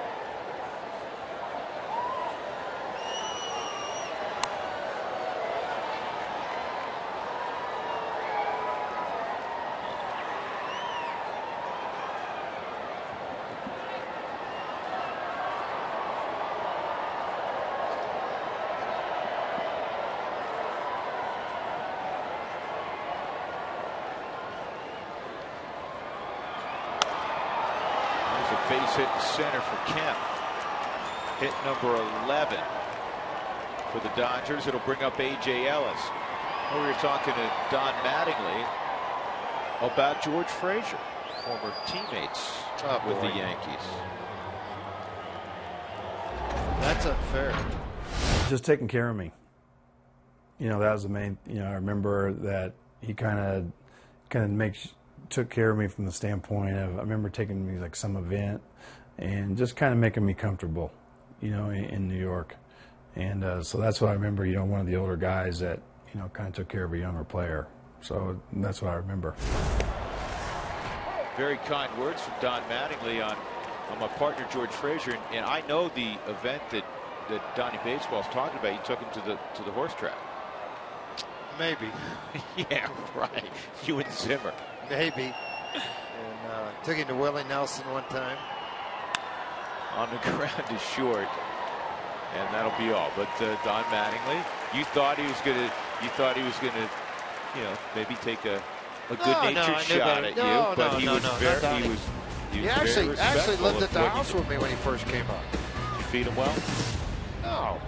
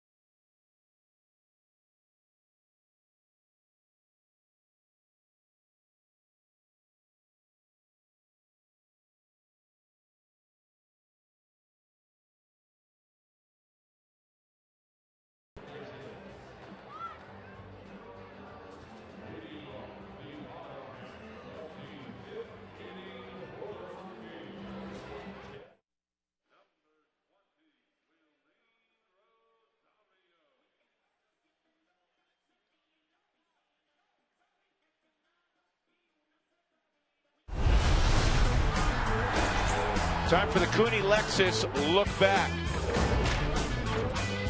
First inning, Carlos Gonzalez on a breaking ball, hit one into the Rockies bullpen, his 23rd of the year. That leads the National League. Rockies tied the game with that swing at 1-1. They took a 3-1 lead on this 2-run double by DJ LeMahieu. And then Michael Kadire would walk with the bases loaded. That would force in a run. Rockies were up 4-1, but it came unraveled with 2 outs in the 4th. Dodgers get an RBI single there from A.J. Ellis, and then Juan Uribe hit one in the seat. That tied it up. And it's down the right field line to score a run. And then Adrian Gonzalez in the 5th inning, a solo home run. Dodgers up 6-4. William Rosario at the plate, a 1-1 count. Cooney Lexus, where luxury has a new address, now open in Greenwood Village.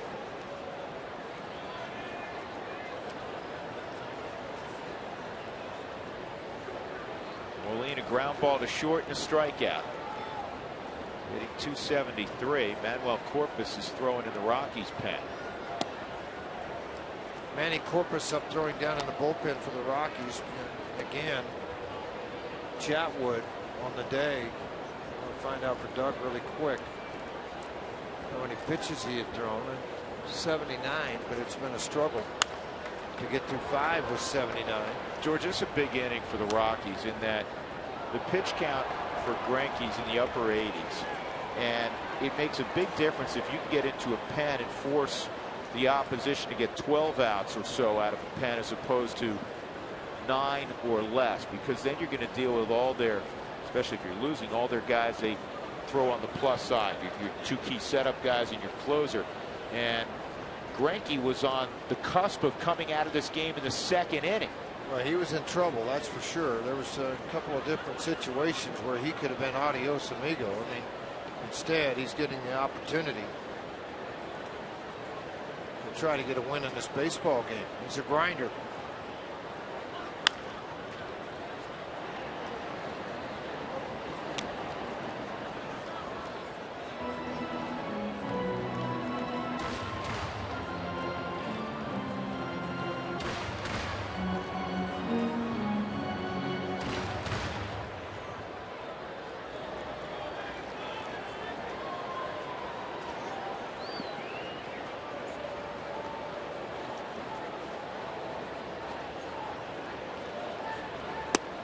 Ball 4, so Rosario walks to lead off the inning. The Rockies have had the leadoff man on in 4 out of the 5 innings. The only inning they didn't have the leadoff man on was the first, when Dickerson hit a fly ball to right. That's 6 walks allowed by Greinke. You usually are not leading a baseball game when you've walked 6 and you're in the 5th inning with nobody out. Helton at the plate. A walk and a double. Outside, ball 1. Well, we thank you for texting your questions to Toyota Talk. For more answers, Cowboy is sticking around at Facebook.com/RootSportsRM. There he is. Tip the Cowboy. Tip the Cowboy hat. Not listening.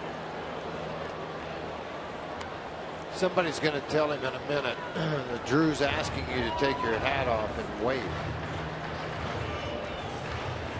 Apparently Jeff Houston was on the show tonight along with Mark Stout, but everybody's kind of either at nap time or, oh, is there a game? There you go. That's all right. Thanks. Took a while. Huey, how's your game of solitaire going on the computer?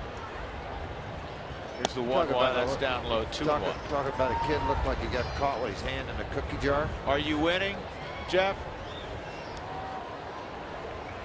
Yeah. Stout's got like 7 computers around him. He's all excited.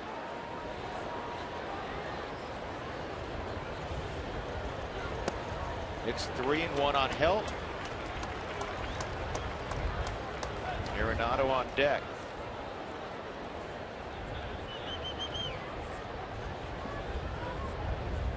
A lot of movement around their bullpen, but nobody playing catch just yet.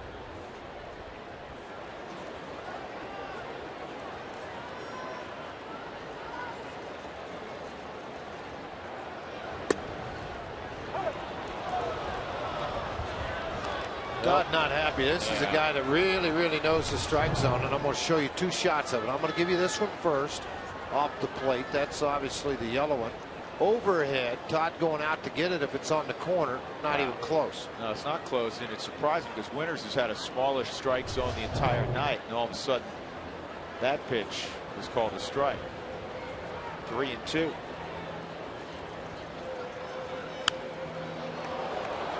Helton in battle mode. Waste that one.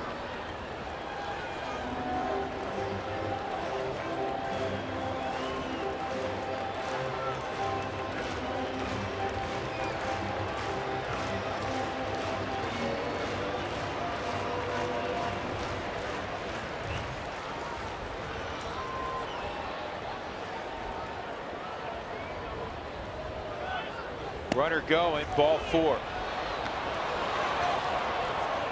So the Rockies have 2 men on, nobody out. Arenado coming up, and you wonder that'll force Don Mattingly's hand. And you know, Greinke is upset with Winters, but he was given a gift at 7 walks. Yeah, Mike Winters saying the ball's down.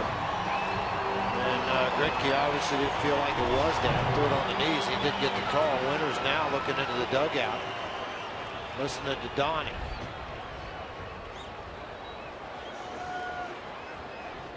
Now they got action going down in the bullpen. They're in stall mode right now. Howell's warming up early. Most bullpen guys, if they get loose once, it doesn't take long to get loose a second time.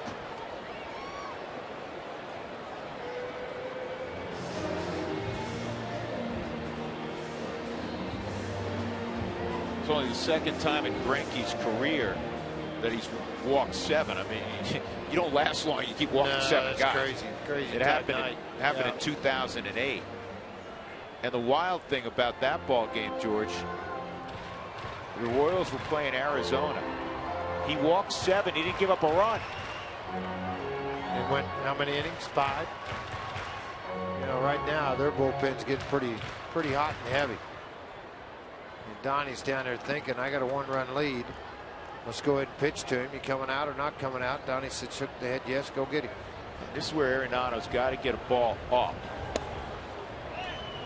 Because Greinke's going to do everything he can, obviously, to get a ground ball. Right. And now Winters and Greinke yelling at each other. And again, Winters' mask came off. Not a good way to make friends and get pitches called for you in the strike zone. You can see Winters talking a lot to his catcher, A.J. Ellis.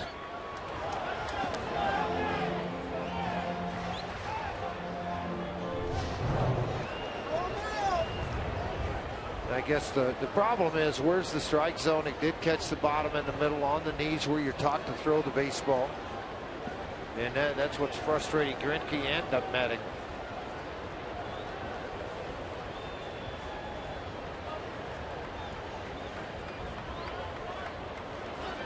Arenado drives it to right field and deep. Puig to the wall. He made the catch. He's hurt. Tagging and going to third is Rosario. Puig is still down. The legend grows.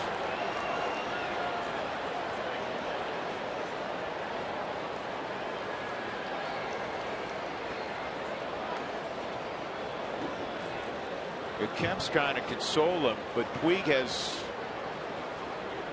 limited use of the English language right now. Coming out is Hanley Ramirez to interpret. Adrian Gonzalez, bilingual as well.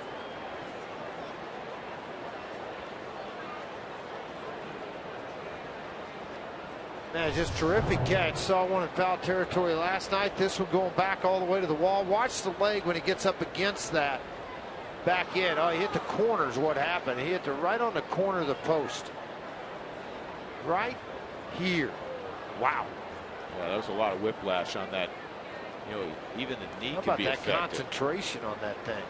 That was one heck of a catch. I mean, that was one heck of a catch. And you saw the pain come up too. That's the other side of it.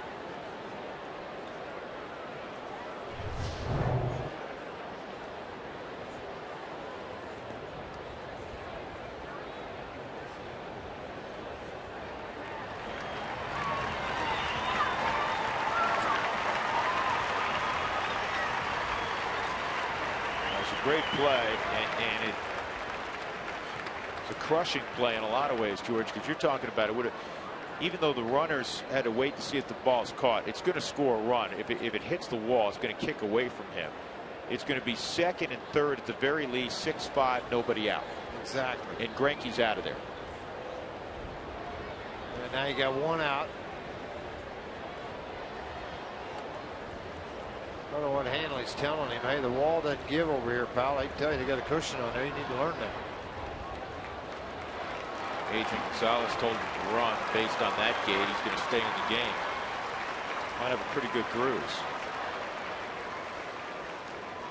George, if I told you he's an outside linebacker in the NFL, would you blink? No, I would not.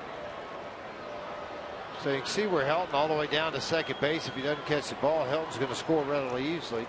Rosario tags and takes off. Hanley with a little bit of a half step in front of him, trying to slow things down.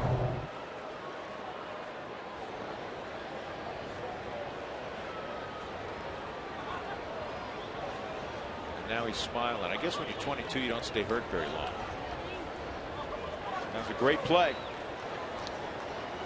One out, first and third. Johnny Herrera at the plate. Chatwood for the moments in the on-deck circle. The Rockies right now are carrying an extra pitcher. See what Don Mattingly does here.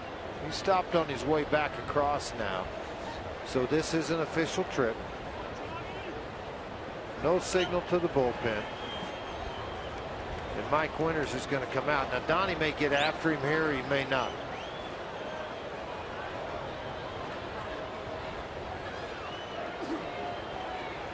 Donnie making sure middle infield corner's tight. Try to cut the run off, get the double play if you're back. I mean, there's a lot of avenues here. You know, there are times you wait and make that point, and you're looking sometimes for confrontation. This is not one of them, George, from my perspective, because it's a 6-4 game. There's a lot of baseball left. Don Mattingly wants to manage the game. There's no question it is. But you still have to lobby and protect. But do it in a proper way, too.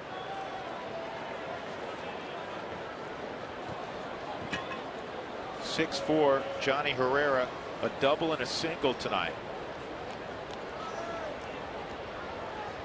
Helton at first base. He's pitched 99.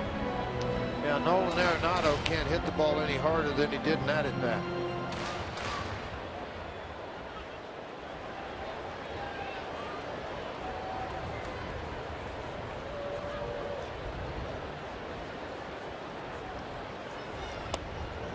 And it's 2-0.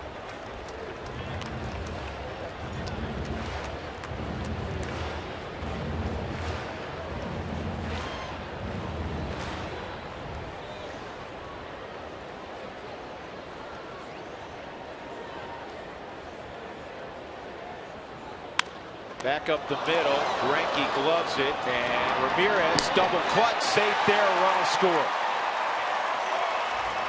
Because Ramirez had trouble getting the ball out of his glove, he could not turn the double play. It would have ended the inning, and now the Rockies are within a run, 6-5.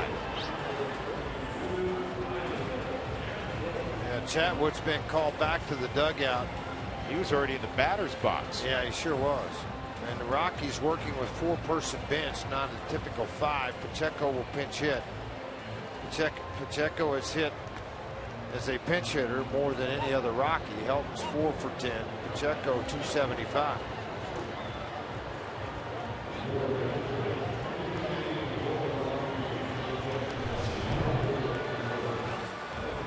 Hard sinker down and away. Johnny got right on it. And this ball is going to come right back at Greinke. He's going to reach out, stab the baseball. This is the great athlete Drew talking about.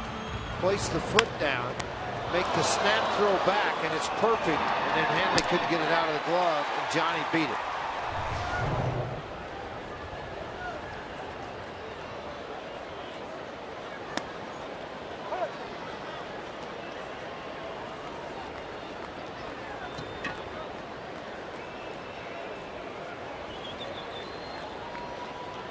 Walt thought long and hard about with 2 outs and just a runner at first base and a short bench. Do you burn a player here? But he's opting to have Pacheco keep a 2-out rally going. And I think the decision was made easier by the fact that Chatwood's been hit around to the tune of 6 runs on 11 hits in 5 innings. That played into it. Plus the bullpen's pretty rested, to be honest.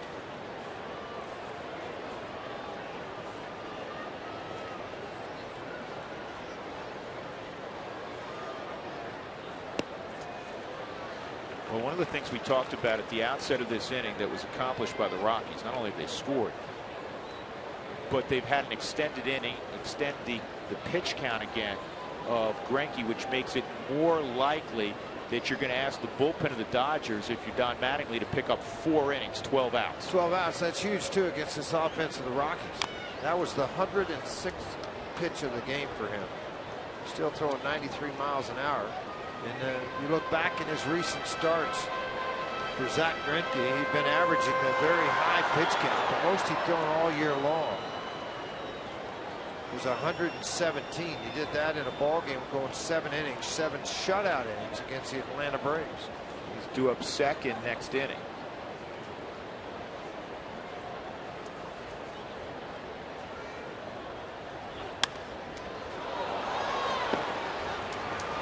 in the inning, the Rockies get a run without the benefit of a hit. It is 6-5, LA.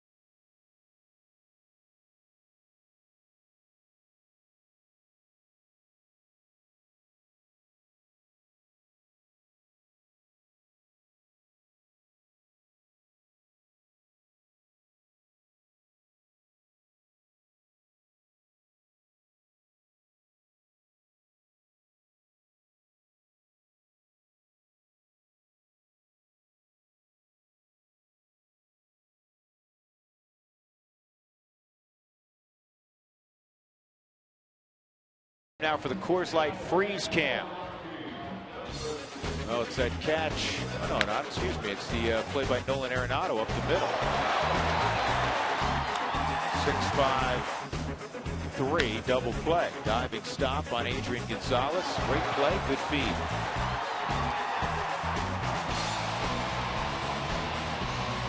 That's brought to you by Frost Brewed Coors Light, the world's most refreshing beer. So Manuel Corpus will take over in the 6th inning for Chatwood. 13 innings, a whole 346 earned run average. I laughed a little bit when you said Manuel Corpus because I had asked him, what are you going by, Manny? When he first, like he did in 07 when he first came up, you going by Manuel? What are you doing? He goes, call me anything you want. I'm in the big leagues. I don't care. It's been a little bit of a rough struggle to get back to Denver for Manny Corpus, and happy to be here and happy to have on a Rocky uniform. He'll face Uribe, and apparently Schumacher is a pinch hitter.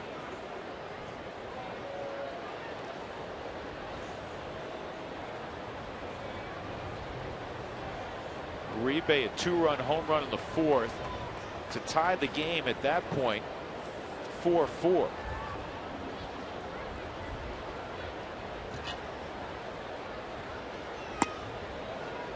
The fastball moves away from Uribe. It's a 1-0 count.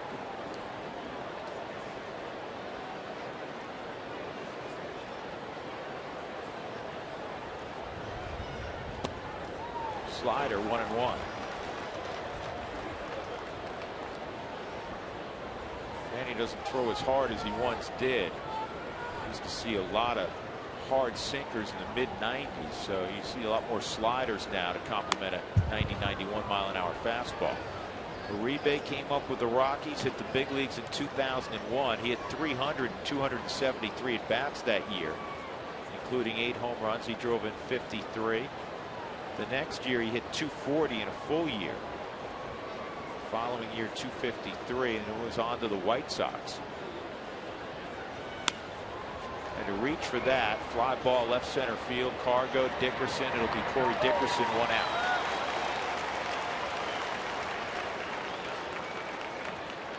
Infield, outfielder, and pitcher Skip Schumacher will pitch in. He has done a little bit of all the above. The time's running out to vote for your 2013 All-Star Game and help send a Rocky to the All-Star Game by voting up to 35 times on Rockies.com or on your mobile phone device. Voting ends Thursday, July the 4th at 9:59 p.m. In other words, vote as many times as you can on everybody's computer and iPhone until Thursday at 9:59. Thank you for simplifying 35 times. I'll give you a pitch counter so you know when you get to 35. You can switch off. Want to know on Schumacher, 0 for his last 16. He takes a strike. Schumacher on Friday fired a scoreless inning. It's the second appearance this year. He has not allowed a run yet. He pitched against the Rockies. And, you know, he's pitching the other day, and usually Aaron Miles was that guy for a couple of different teams. He pitched, you know, former Rocky, pitched with the Cardinals. He's one of those guys with blowouts. They'd ask him to come in. And Aaron would top out in the upper 70s. Schumacher, who gets a base hit here, was working 89 to 91. Wow. And he also, mixing in a slider and a legitimate changeup.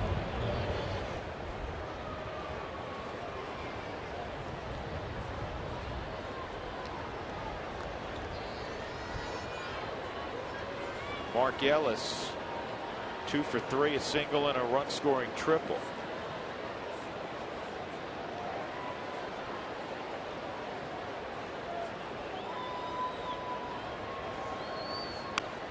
And a great drag bunt. They won't have a play.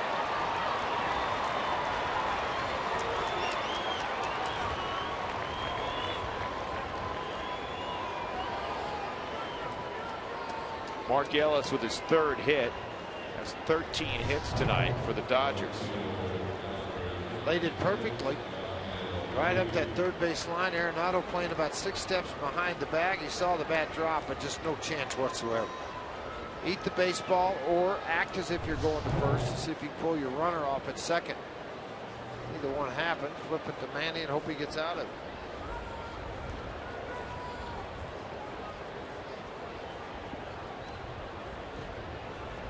For Yasiel Puig, a double in the first, a strikeout, and a bouncer to second.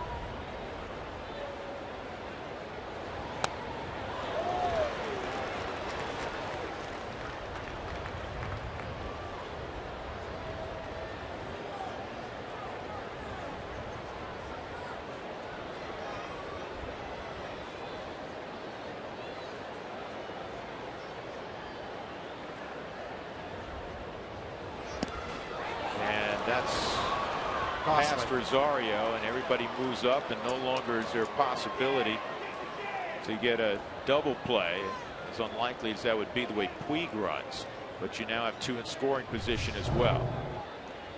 Slider that just shot right off the end of the glove of Rosario. Now it does miss its target, but a ball that's got to be caught with men on base. The Mike Shaw Subaru Supermo points out he rotated out onto that right side, but when he did rotate, it hit off the heel of the glove or the fingers of the glove and ricocheted away far enough for runners to advance. It has scored a wild pitch, but it doesn't matter what the official score says. It's what Jerry Weinstein thinks. He's a catching guru. Watch how Carlos can put his feet underneath of him, set, allow the run, but not allow the one from second. Puig gets the RBI on the sac fly at 7-5. You can't give up 90 feet at any level of baseball, particularly the highest level. So Schumacher scores.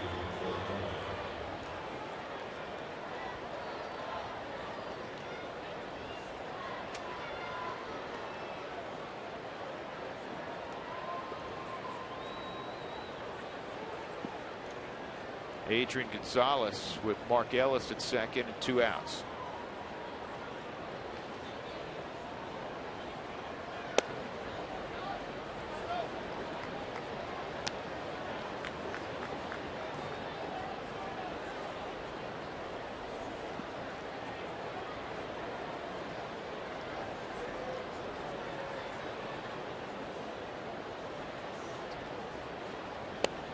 At the knees.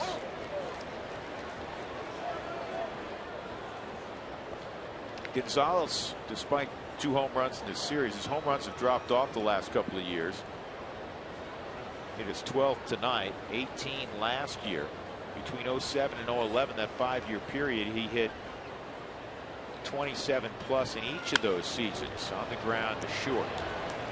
Good job by Corpus, saved that other run. Gonzalez 6 for 12 against Corpus with a home run prior to that at bat. That wild pitch costly. The Dodgers have a 2-run lead again.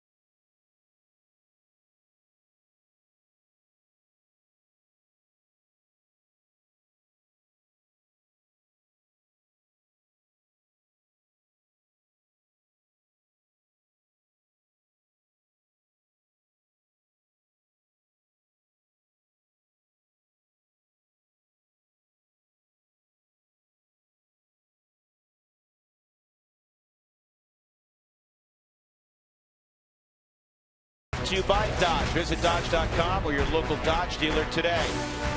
And by the Honey Smoked Fish Company, secrets of the Pirates are ready to eat superfood. Fireworks coming after the ball game. The Rockies have work to do offensively first as we go to the bottom of the 6th inning. It is 7-5 LA. Rockies will have the top of the order. And J.P. Howell is now in for LA on the left side. And Skip Schumacher has come into the ball game in left field. Or he's in left field. Let me figure this out here. 8th year's in right, so Puig's come out. Maybe that leg's tightening up. It's got to be. That's the only way in the world Mattingly would take Puig out of the game in the 6th inning. At Coors Field, the 2-run affair. Here's Dickerson. At the very top of the zone for a strike. J.P. Howell making his 33rd appearance. Good numbers. 114 whip. Very good numbers for him. And again, this is a guy that's coming out hopefully to try to eat up 1 inning. He's got Dickerson. He's got LeMahieu. Then he'll have Gonzalez.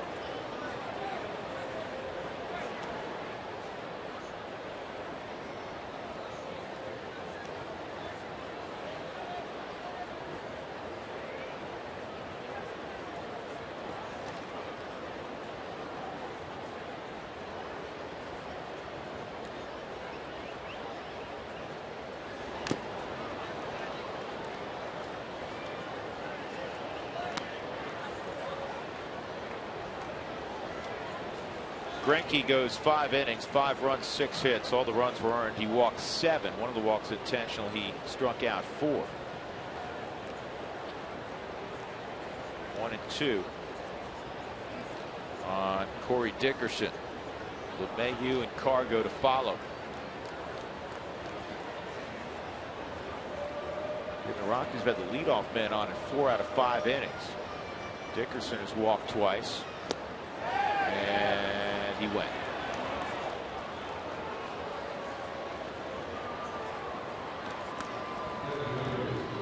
I like the shot overhead when you replay this. See if the bat actually came around. And you know what? Even though the whip went out front, he did bring it. Did not have the ability to hold it back, and the strike was called, and the strikeout happened.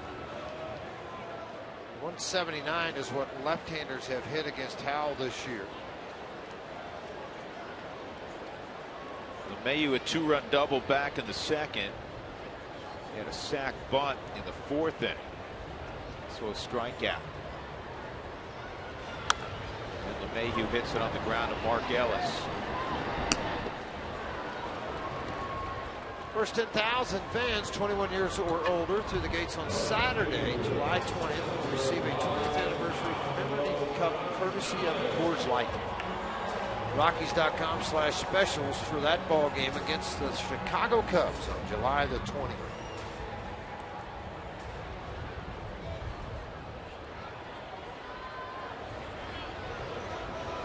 Fargo, a home run, a walk, intentional, and a strikeout.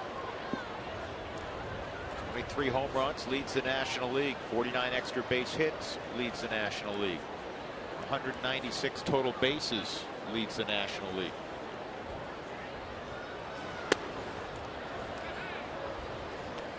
Fargo thought about laying down that bunt. He's very good at doing that. Uribe back, 1-0.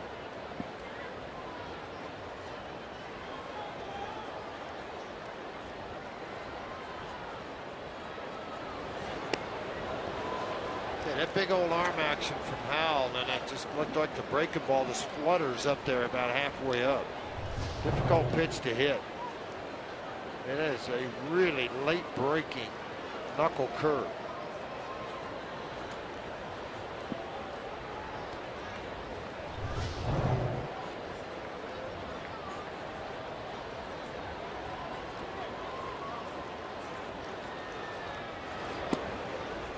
Two and one.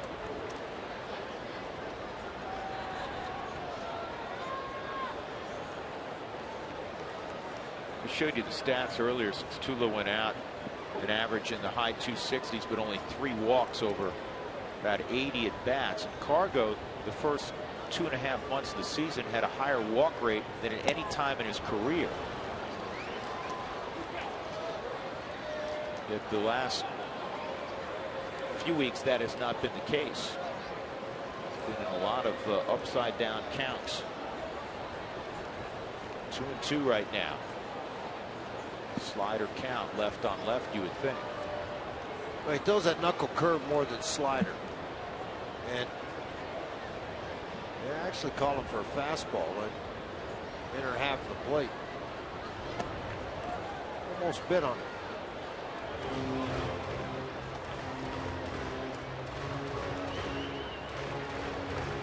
For a long time, this Dodger ball club only had one left-hander down there, Scott Ebert, who ended up getting hurt. Now they have a couple down there, Howell and Rodriguez.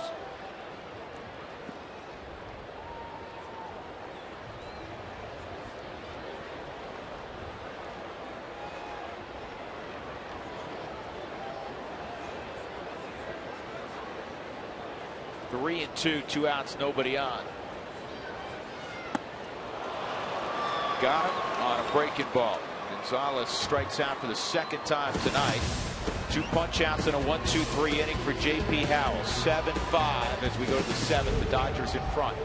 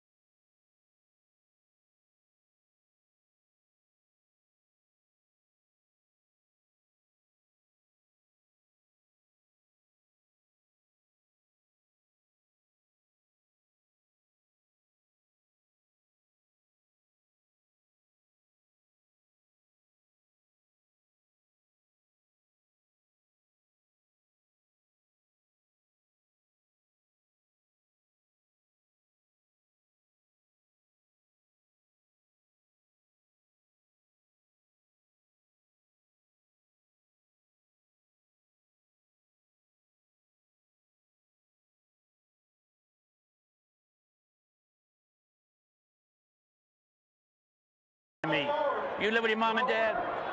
Your dad tells you to take the trash out, you take it out. When your mother tells you to clean your room up, you clean it up. You go to the bathroom, you lift the toilet seat up, all right? Don't be peeing on the toilet seat. You got a cell phone?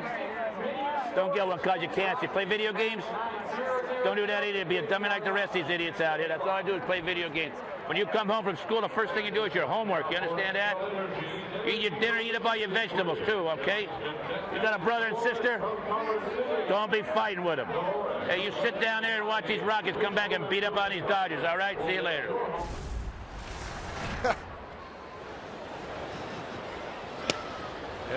That poor kid. And folks, he's not just doing it because he's wearing the microphone tonight. He does it every night.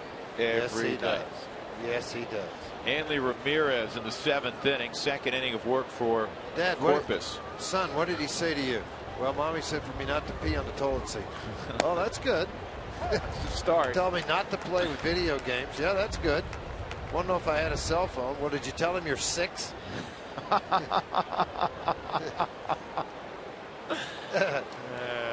boy.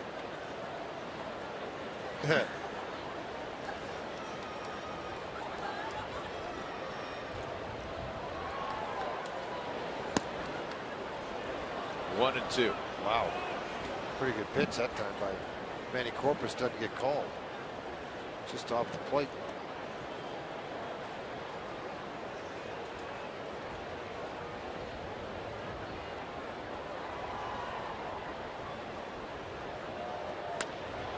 Got him reaching, and it's a fly ball to deep center field, but playable for Dickerson. He can't see it.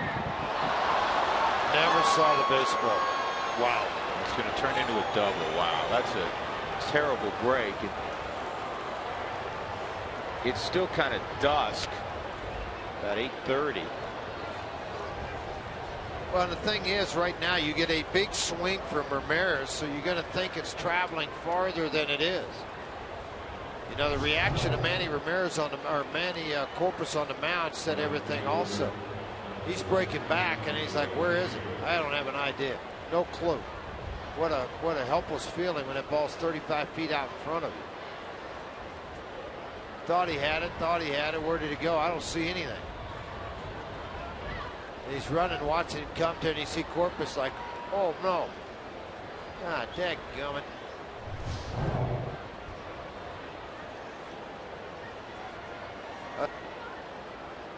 Andre Ethier at the plate.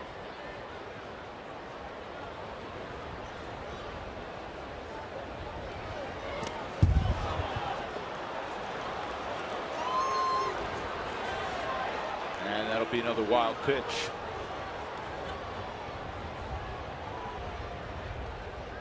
Can't let the emotions of one play take over here. But really missing the target well out of the reach of Aline Rosario.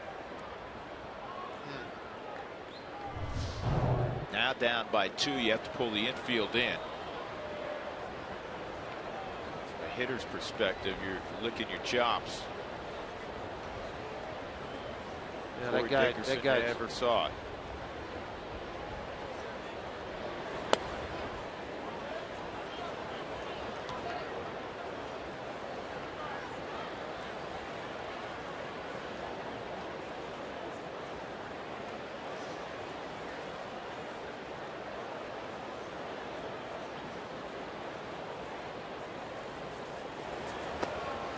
Reno.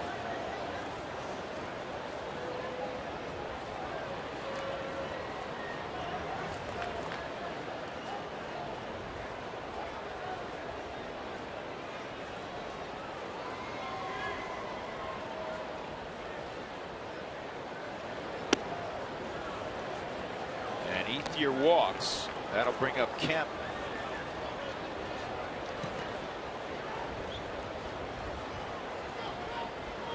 Watch Ethier. He's selective when he steals bases. He's not a big-time base stealer by any stretch, but you can see him moving at some point here.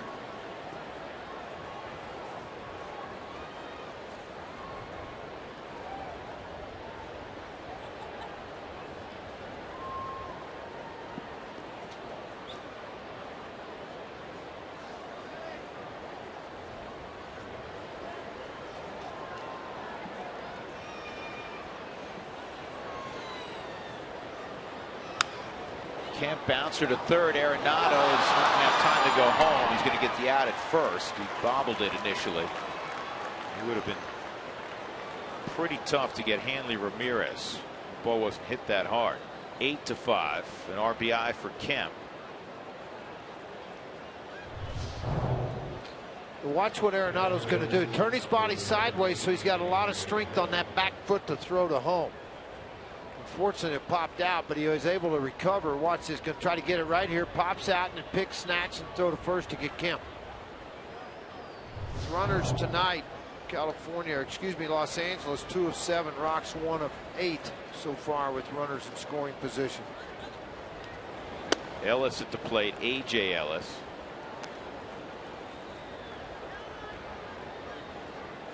Those add-on runs costly in the last 3 innings. They had that one big inning in the 4th, but one in the 5th, one in the 6th, and so far with 1 out, a runner at second, 1 in the 7th. Ball and a strike.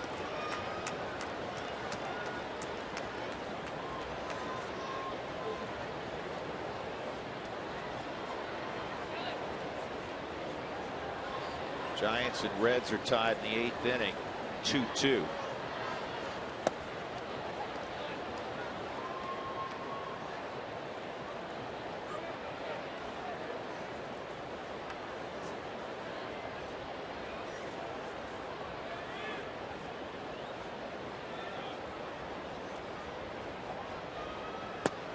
Good pitch. A little more velocity for Manny tonight. 91 with that fastball.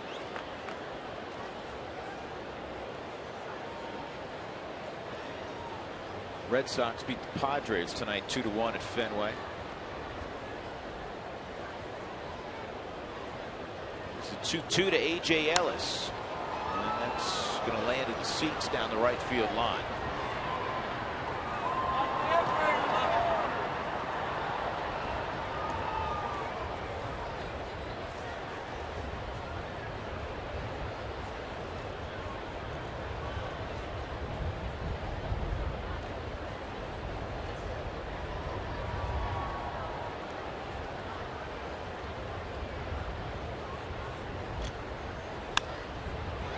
Center field, Dickerson started back. He sees this one.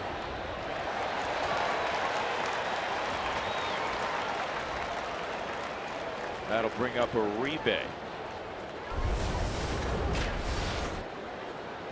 What's next brought to you by CenturyLink. Chris Capuano, the left-hander against Jhoulys Chacín, who's been outstanding. It'll be the 16th start for Chacín. The league hitting just .246 against Jhoulys. We're on the air at 5:30. On Root Sports with the pregame show on the 4th of July.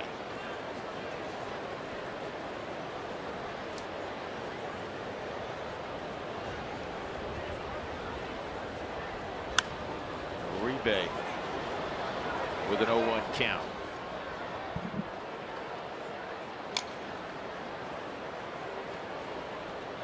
By the way, George, Max Scherzer won again for the Tigers. He's now 13-0. First time in 31 years somebody has been 13-0. Who was the other guy? Who was the other guy? Roger Clemens.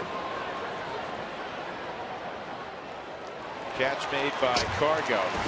Hanley Ramirez pop fly that was not caught, lost in the sky. Costly. 8-5 LA.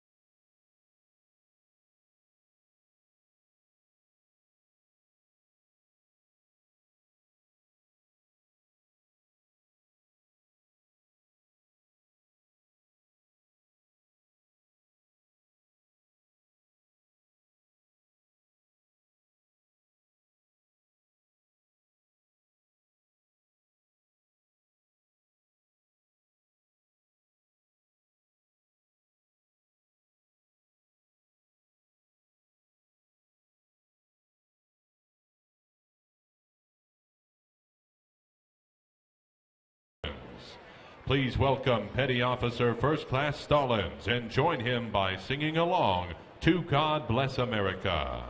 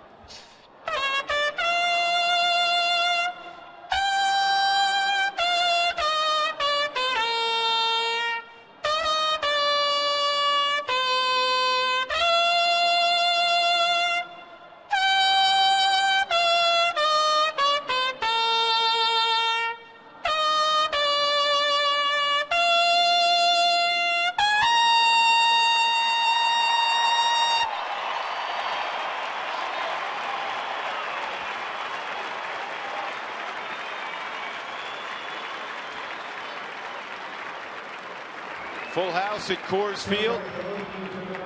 Fireworks afterward. The Rockies looking for a comeback. They have 9 outs to work with offensively. And here are the game highlights so far, brought to you by McDonald's. Now get a coffee, sausage McMuffin, or hash browns for only $1 each on the dollar menu at breakfast. I'm loving it. That's a triple down the line for Mark Ellis. It broke open a game that was 4-4. Made it 5-4, and then Adrian Gonzalez with the second home run in as many days. After the second deck, that was 6-4. Rockies got to win 6-5 on this play. Hamden couldn't get it out of his glove. Johnny Herrera beat the return throw. Rosario scored. And the Dodgers able to add on. Sac fly off the bat of Yasiel Puig, who's come out of the ball game with a sore leg.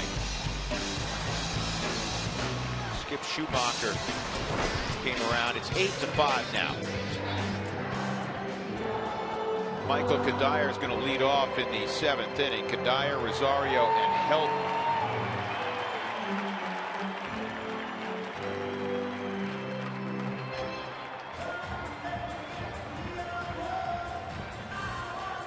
Jose Dominguez out of the famous city San Pedro de Macorís in the Dominican Republic. They turned out so many players, so many shortstops in particular. He is on here in the 7th inning.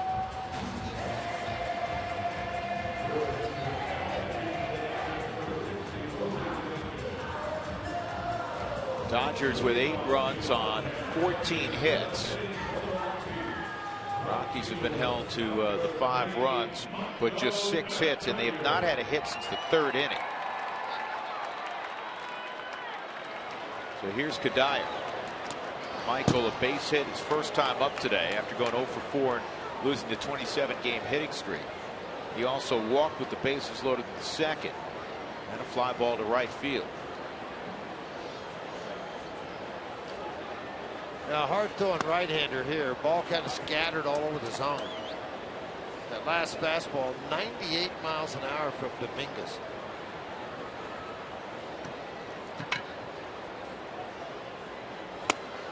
He's touched 102. That's good. He's 3-0. Exactly.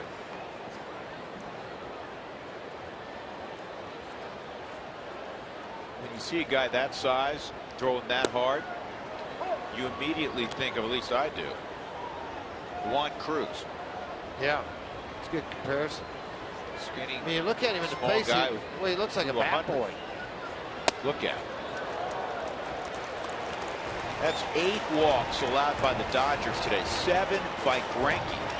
And Greinke right now stands to be the winning pitcher unless the Rockies come back.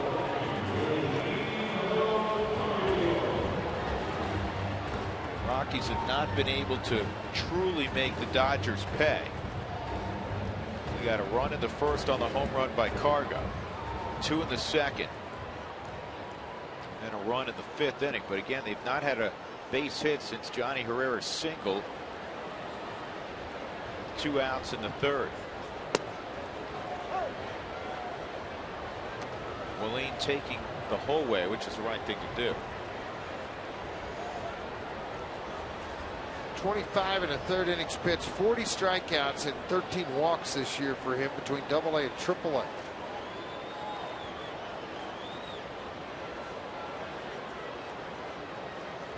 And Willeen lines one toward the gap in right center field. Kadire will go to third. Wide turn by Rosario. And it's first and third. Nobody out here in the seventh. That's an 8-game hitting streak now for Willeen.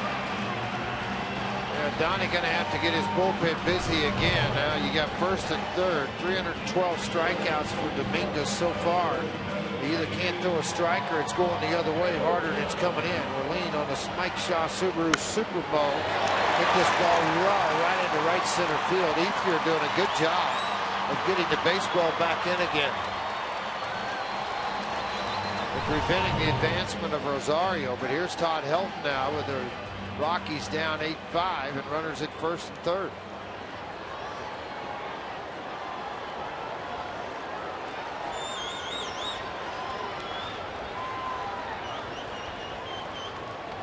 Helton, a walk, a double, and a walk.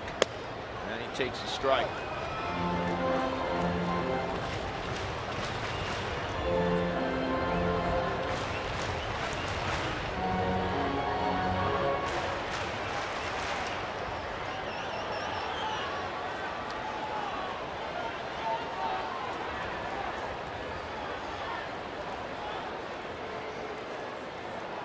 Jose Dominguez. Paco Rodriguez in the Dodger bullpen. Wilton Lopez, Rex Brothers in the Rockies pen. And that's another strike at 98. The thing you also look at from Dominguez, how many wild pitches? Well, they're thrown in it. But he's only thrown one inning. Because if you're at Kadire at third, you're just looking for a ball in the dirt to advance.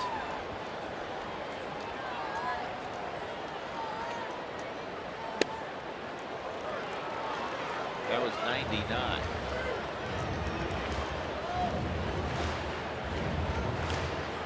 He had 4 wild pitches this year in the minor leagues. Dougie, you're like everywhere. You got it.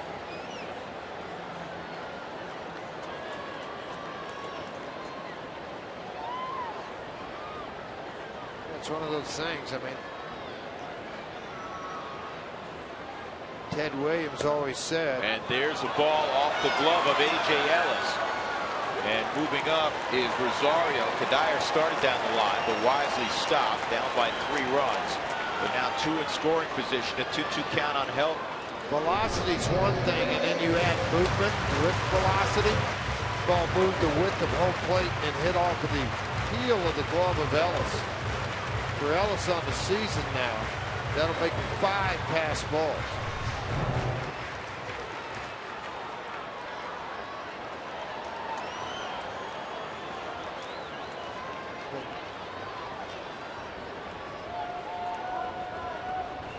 This kid does have a slider. In his debut against Philadelphia, he retired the side in order. He had 101 twice and 100 on another pitch. We haven't seen triple digits yet. So he was excited? Yeah. 2-2.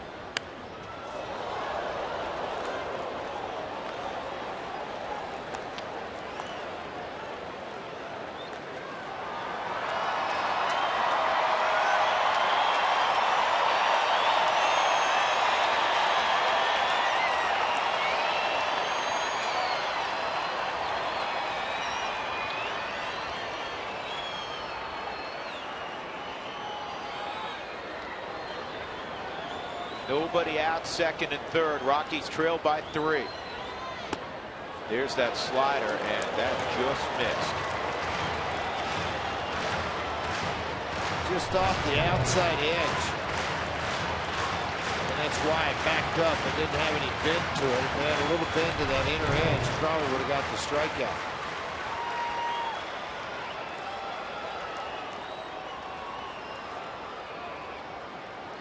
Three and 2 on Todd. And Helton hits a 1-hopper to Ellis. That'll get a run home.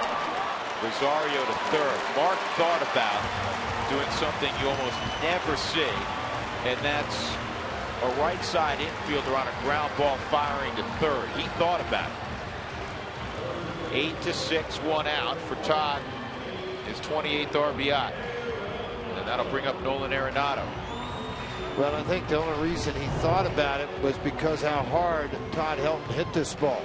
And a little bit of a hesitation there by Rosario at second base.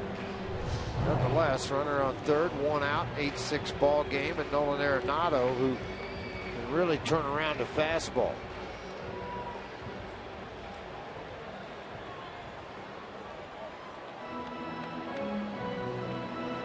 See Hanley Ramirez in there. Those two guys played together in winter ball, and Hanley was saying after he made his debut a few days ago that he's improved a lot from what he saw last winter.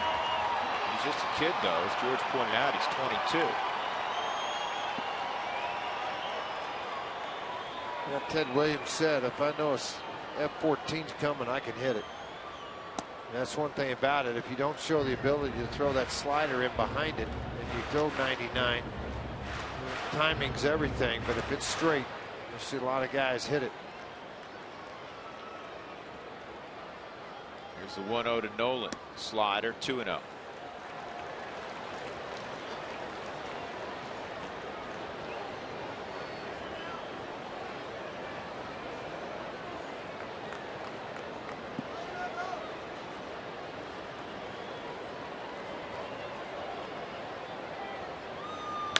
Line drive, base hit. It's 8-7. Rosario, come on down. Nolan Arenado with his 25th ribby. Guy lined out twice, finally found an opening. Yeah, tough riding the last couple of days for him, but we get tacos.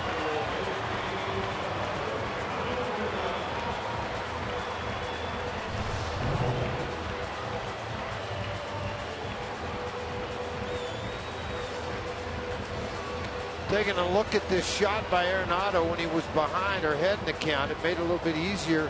Guess fastball, don't try to pull it, don't try to hit it out of the park. Nice job of hitting by Nolan. He just took it to right side. Well, we do have tacos tomorrow. Make your way to Taco Bell between 4 and 6 to get your Rockies taco special. Feed your Rockies fever only at Taco Bell.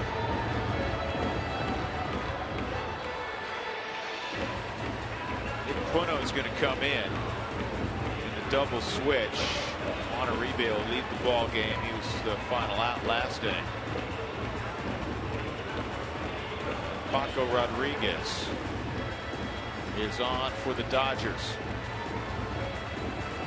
8-7, 1 out.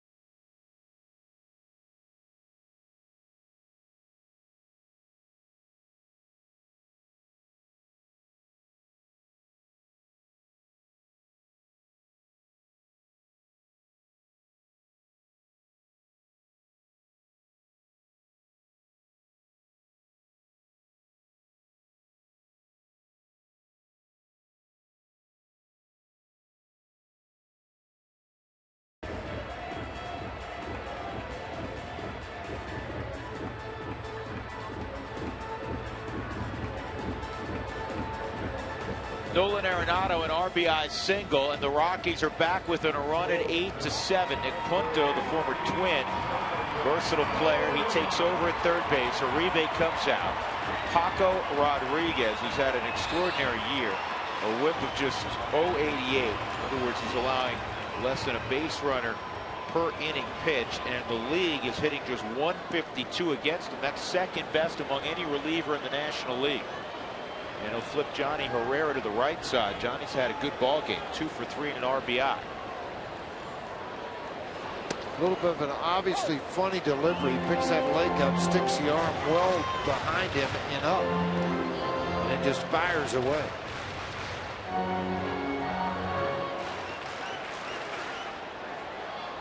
Orvie Torrealba, who's swinging a hot bat, he's come out in the on-deck circle to hit for Corpus. And Johnny pulled the bat back, 1-1.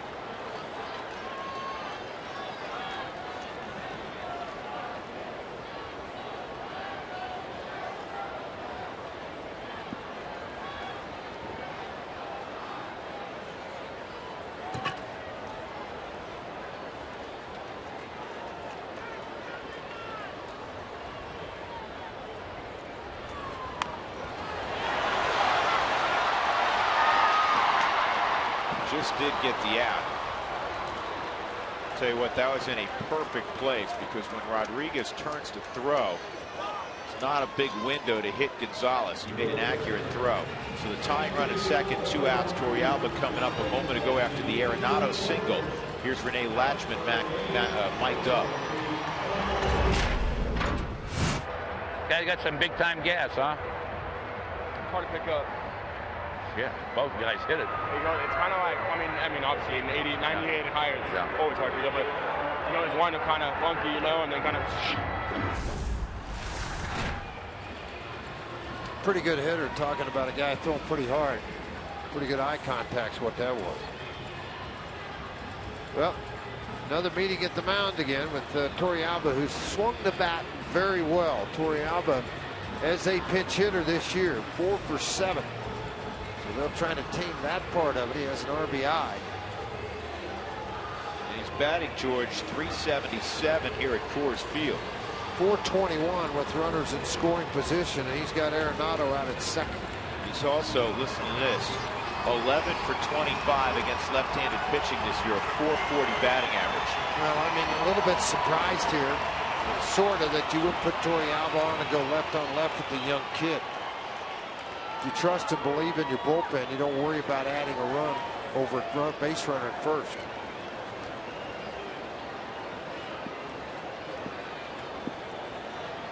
Tying run and Nolan Arenado at second base. 2 outs in the 7th. 8-7 LA. Torrealba against Paco Rodriguez and a strike.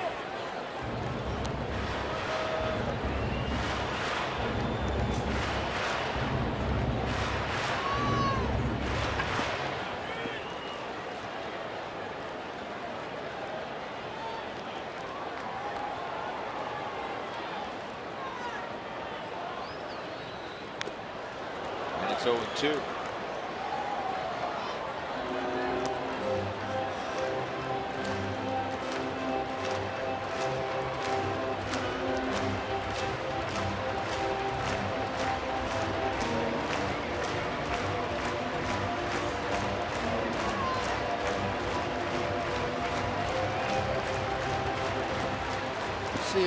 You see Torrealba, excuse me, with his hands.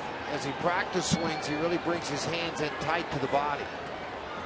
Working, kind of trying to get something with it. Hard slider there at 89, a cutter.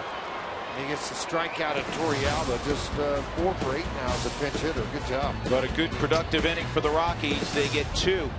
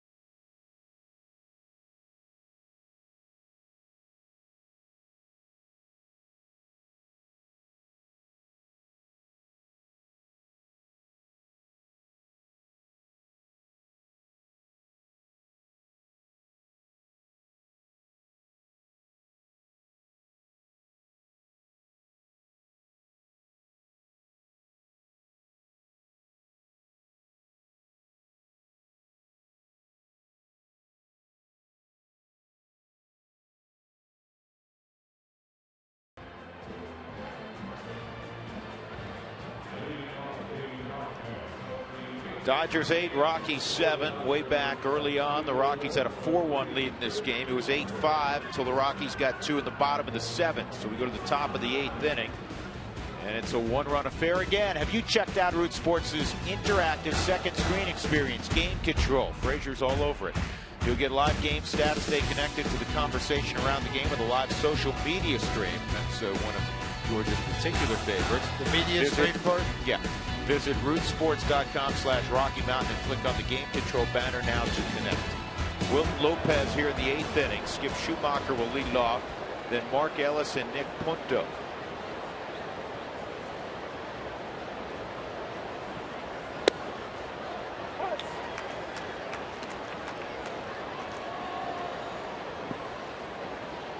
One on Schumacher.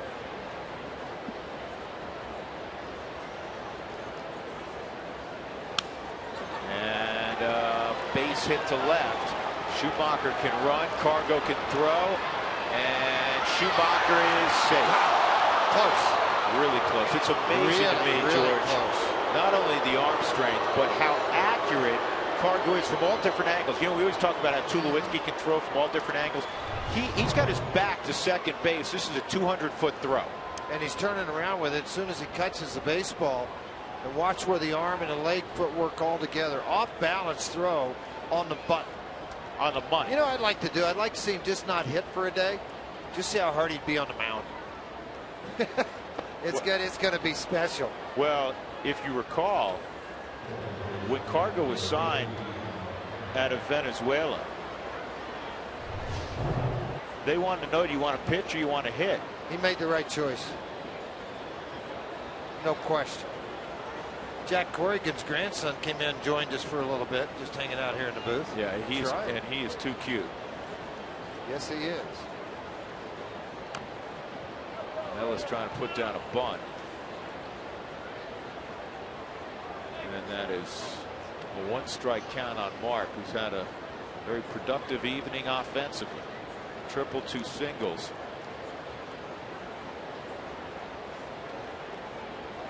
How about Schumacher? He's 0 for 16. He enters the ball game and he's 2 for 2.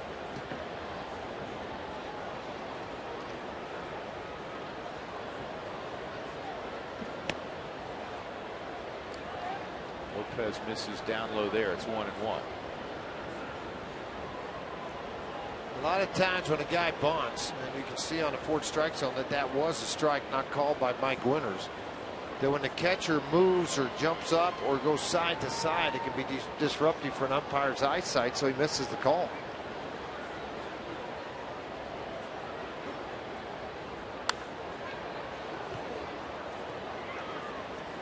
Left-hander Josh Altman is throwing the bullpen for the Rockies right now.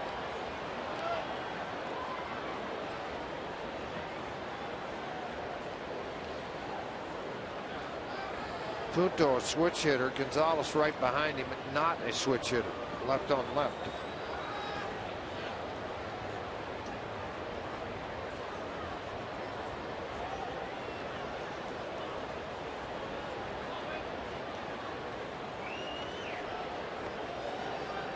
Rosario and Lopez trying to get on the same page.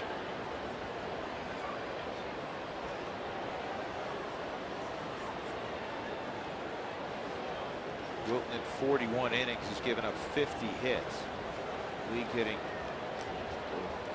a little over 300 against him. Trying to find that groove that he had the last few years in Houston. Ground ball guy when he was in Houston. Very rarely did a ball get elevated up in the zone. A lot of ground ball outs.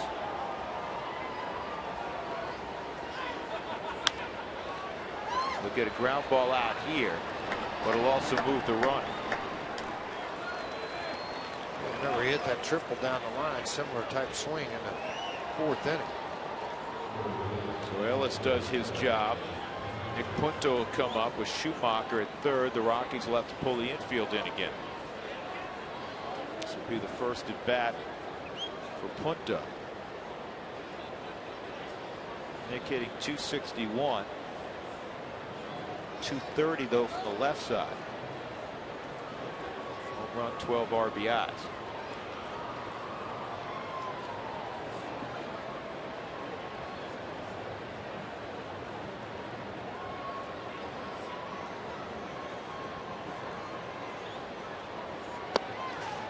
good job getting to that baseball. Hard sinking fastball at 92. Hardest pitch to block's a fastball. You don't anticipate it in the dirt. When you put 2 or 3 fingers down, you call curveball or slider. In your mind, you're thinking you may have to sprawl and bury your chest on a pitch, but when the fastball hits the dirt, it's often a surprise. Line drive, Cargo lays out, makes the catch, and no advancement.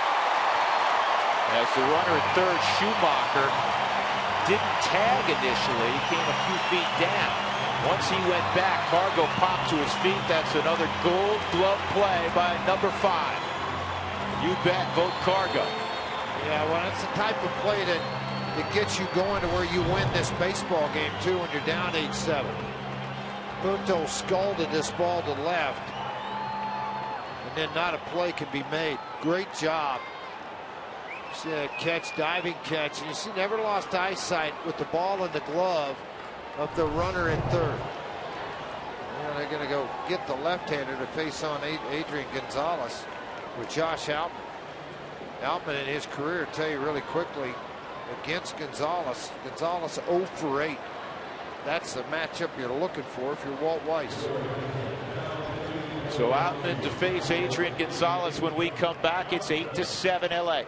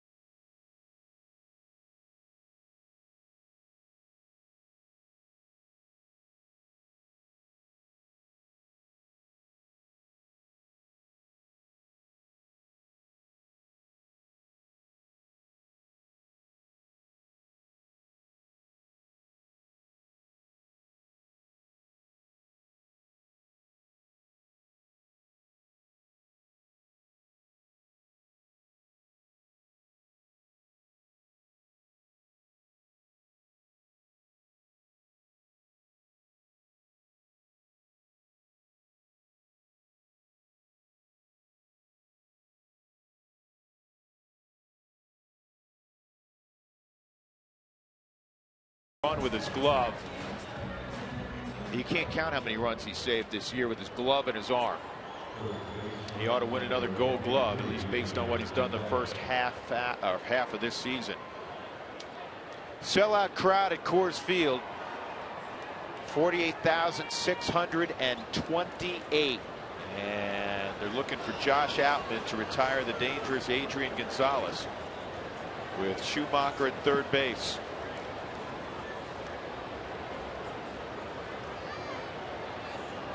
Oh for 8, Mitch that against Outman. Start out slider strike one, you got a pretty good chance, or fastball at 95 black on the knees. Good tip.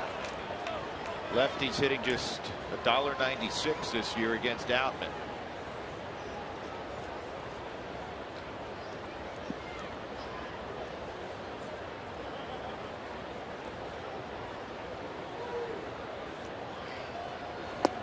That was a wicked slider right there. How did he not swing? Because a lot of great hitters will tell you if it's so nasty you don't think you can get a clean hack on, take it and hope it runs out of the zone.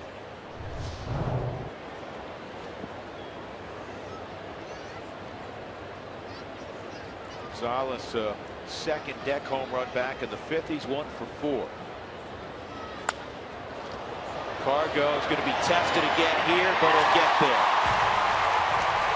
Good job by Outman. Schumacher at third with 1 out does not score. We'll go to the bottom of the 8th. The Rockies down by a run.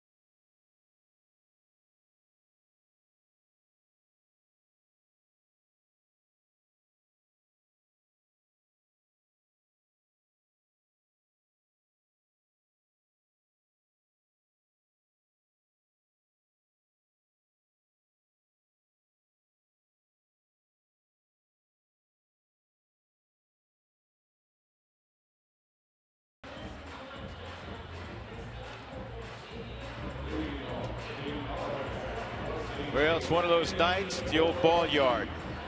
8-7. 15 hits for the Dodgers, 8 hits for the Rockies.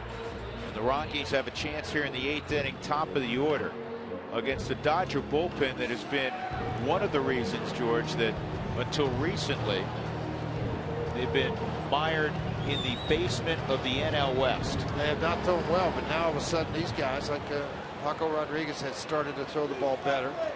Dominguez, a big power arm, couldn't find the zone today. Come back to Hani to give up a couple of runs. Just lefty's been pretty solid. They're going to have to get better help out of that. Shattered bat and a foul ball.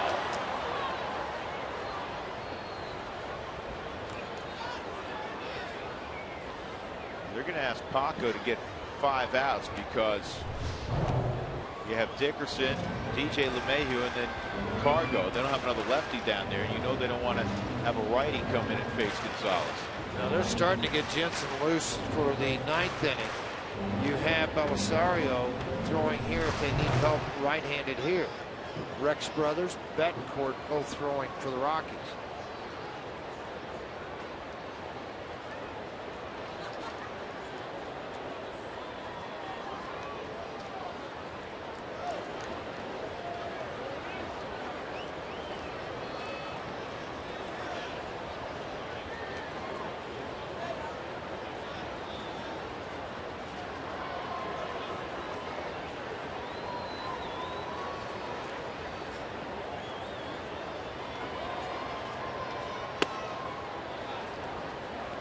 On Dickerson. Paco Rodriguez grew up in the Miami area, went to the University of Florida. Second round pick just last year by the Dodgers. He's always been a pen guy. He was the closer for the Gators.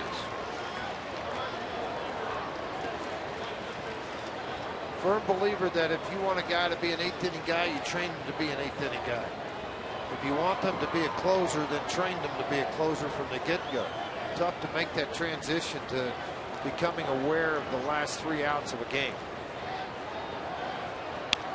Line drop, but it's at Ellis. 1 out. Well, that left-hander wasn't fooled. He smoked it. That's why, speaking of a former Rocky, another alum of the University of Florida, Josh Fogg, what he did was most unusual because he was primarily a closer for the Gators, and then in his big league career he was a starter. He was a strike thrower in college, so it was a guy you could bring in late in ball games, get your ground ball out. Josh threw a little harder too then. He was 90-94. He wasn't 90-94 with us. He was 88-91. 0-1 on LeMahieu. DJ had a 2-run double back in the 2nd inning. Also a sack bunt tonight. He's 1 for 3.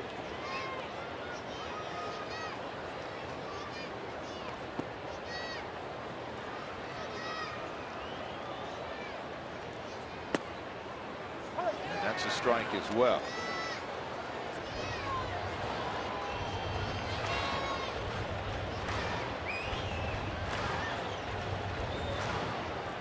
Rodriguez in 29 1/3 has allowed just 14 hits. Slider will get righties out too. This ball in the air to center field. Matt Kemp's there, 2 outs.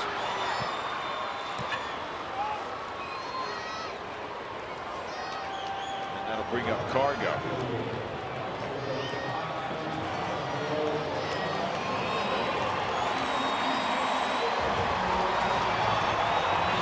Being in the 8th inning now, the bottom of the 8th, Cargo thinking chances of an extra at bat in this game slim and none. He's looking to drive the ball out of the ballpark. You're down 1, bottom of the 8th.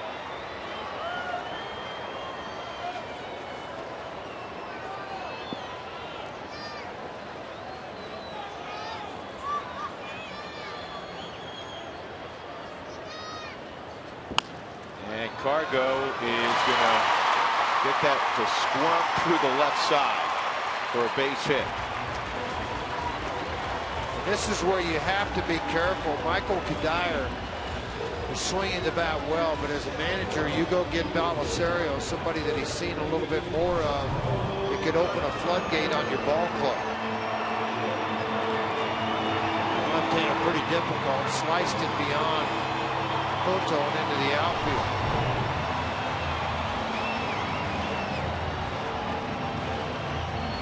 Donnie looking at the Belisario matchup, 1 for 4 with a home run. Yeah, they're going to come get you, Paco. That's basically what it looks like A.J. Ellis is saying. And here comes Mattingly. We got a double switch again. This is the third. Maybe a Dodger record.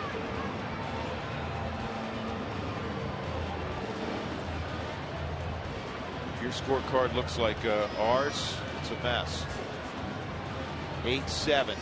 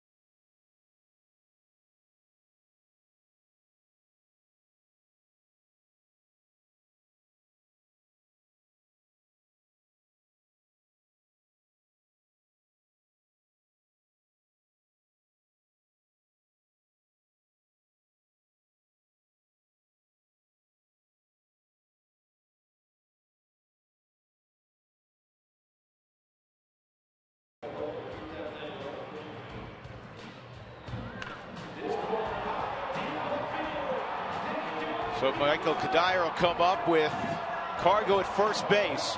2 outs in the 8th inning. Rockies trailing by a run. Jerry Hairston's coming at third base. Nick Puno is out of the ball game. Kenley Jansen, the closer for the Dodgers, will be asked to get 4 outs.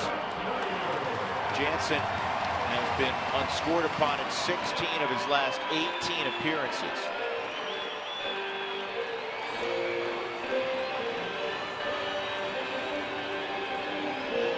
One for 4, and with Michael Kadire and Jensen. Give a quick peek at this because I looked over on this other page with Jensen and Kadire, not much history, just 1 for 3. Jansen's going to come right after you. Cargo, see if he looks to swipe the bag. When he brought into the ball game, made well aware of what to look for. This was one of them.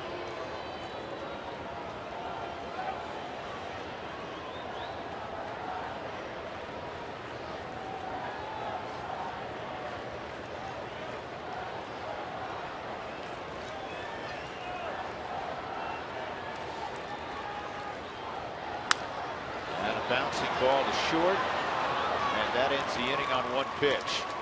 So the Rockies done in the 8th. We turn the page to inning number 9. It looks like Hanley Ramirez may have hurt himself.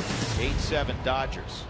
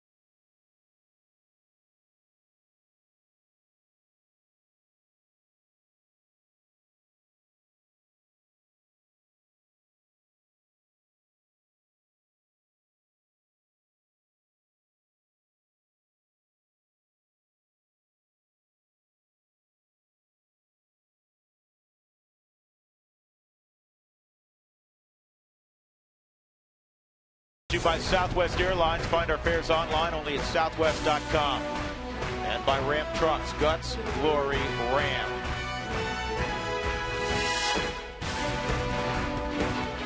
Dodgers 8, Rockies 7. Game 2 of 3 here at Coors Field between these two NL West rivals. Coming up after the ball game, the Toyota postgame show. Dodgeball. And the Dodgers have scored a lot of runs, 16 in the first 2 games of this series. We'll get an update from around the NL West, and as always, we'll take you inside the clubhouse. You'll hear from Walt Weiss, some of the protagonists in this evening's ball game. Rockies hoping it'll be a winner. They have Rex Brothers on the hill to throw the top of the 9th inning. Hanley Ramirez, Andre Ethier, Matt Kemp scheduled. Now, this guy's had an unbelievable season. 052 earned run average because only 2 runs have been scored. A home run hit the other day. Broke the string of 30-plus innings against Rex Brothers. A whip of 117. Come on here now. Going to have to pitch this 9th inning with the Rockies down by 1 and hoping to hold the 4th right where it is and allow the Rockies to win this ball game or at least tie it. Yeah, a little messy. Not bad. We got to leave the game. Not initially when he ran into the fence, making a great catch to rob Nolan Arenado. But about an inning and a half later, he was removed. He did have an at-bat that produced a sac fly. Here's the catch. I want to talk about a legend growing. I don't know if he can grow much more than the hype he's had the first month of the season, but that was a spectacular catch. Puig would eventually get up and he'd run. He'd put a smile back on his face. But Donnie Mattingly double switched him out of the ball game about an inning and a half later. Hanley Ramirez 3 for 4 tonight. He's riding a 14-game hitting streak. You know, if you're going to use the same logic, I heard this around the cage tonight. If you're going to use the same logic, then Puig ought to be an all-star based on, you know, hitting 440 through the first month of his career.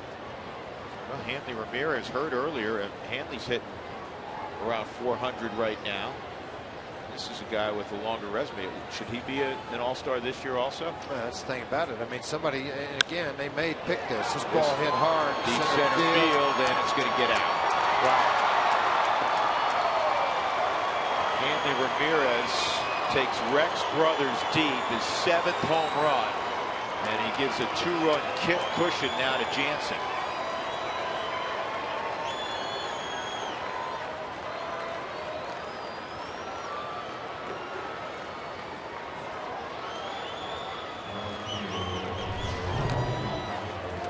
Hey, look at this pitch. Look, they golfed it. Exactly what happened. That's a pretty good pitch from Rex Brothers. 87-mile-an-hour slider. You see Hanley just go down and get it, and that's some pure strength on his part. He hit that ball out of the ballpark.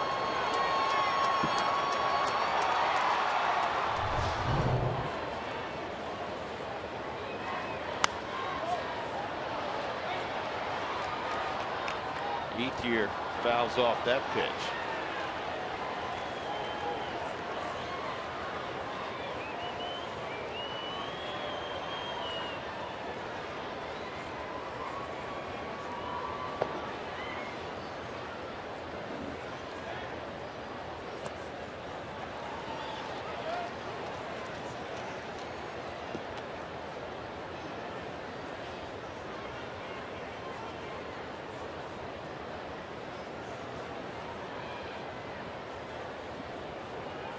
Brothers ahead 0-2.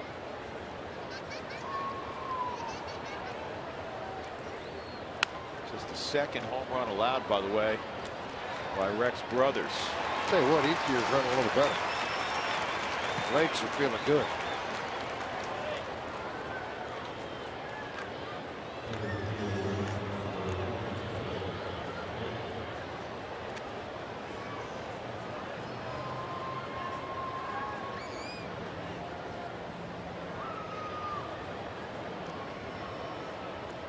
They did take precautionary x-rays on the left hip of Yasiel Puig, and they were negative.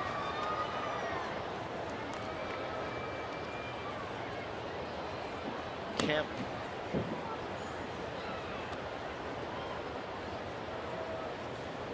that's 1 for 4 tonight.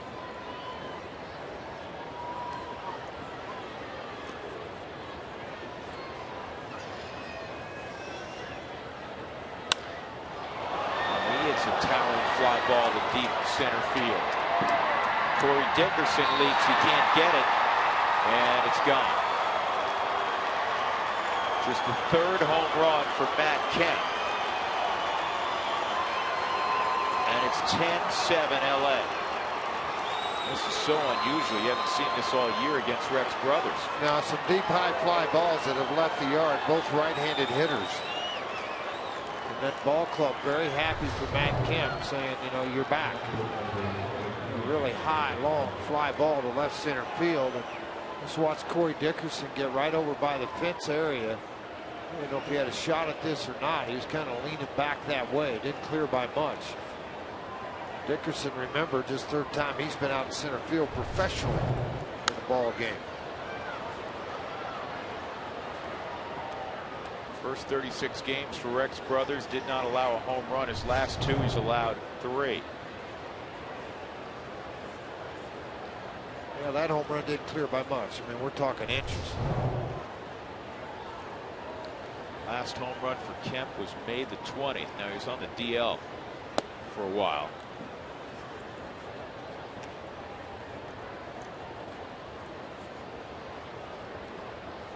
This Dodger lineup has really ignited of late. 17 hits, 10 runs.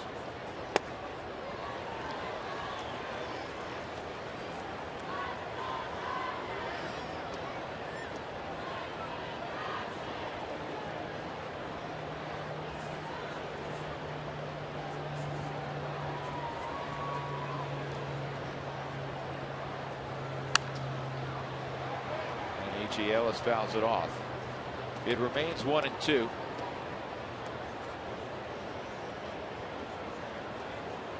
Those home runs took a lot of the energy out of the sellout crowd, making it a far more difficult task in the bottom of the 9th inning.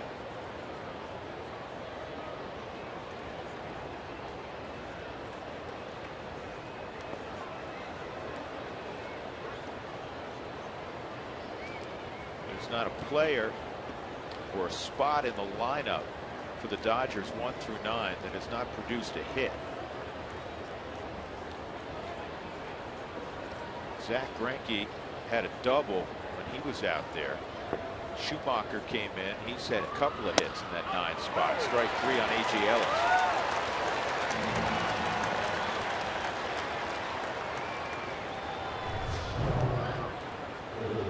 Just threw the ball right by him, outside corner, looking slider. Just tip your cap at 95. No shot. A little anger in Brothers right now. Not very happy about those 2 home runs. Nor would anybody be, not just Rex, but anybody in the game wouldn't like it.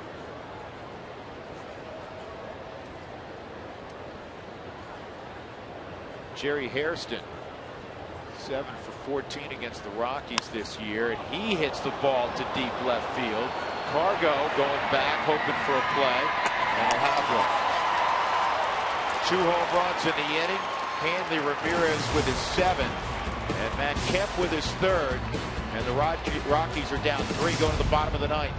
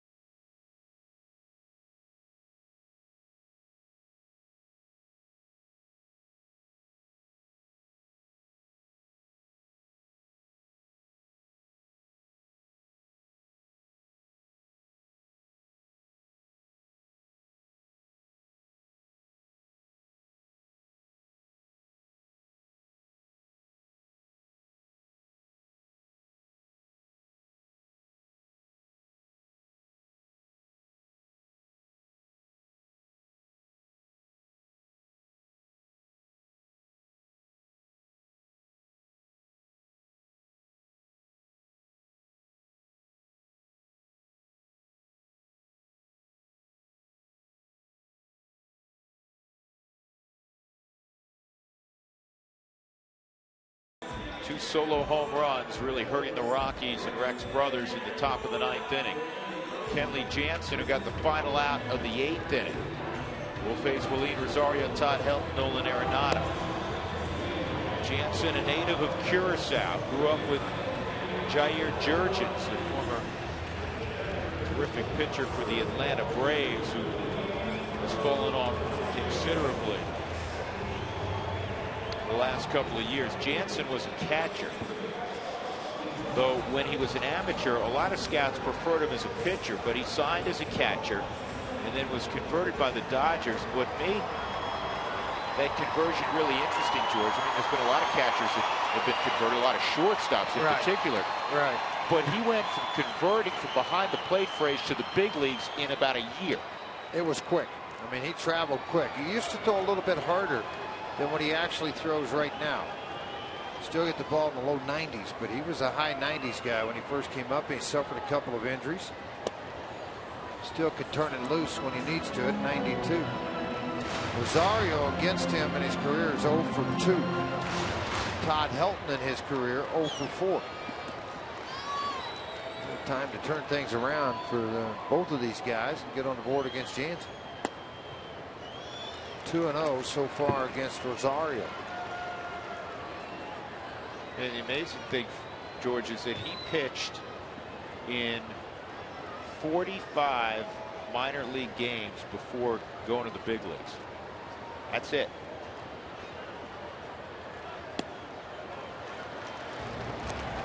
Crowd saying, all right, here we go. 3-0 on Rosario. Well, get something started. Take here, naturally, down by 3 runs. Yeah, you can't do anything until you get the first one on base. That's what you're working to get done.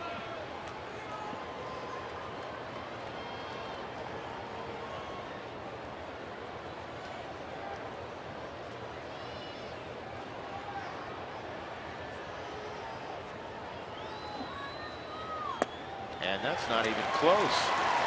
So Rosario sprints to first base.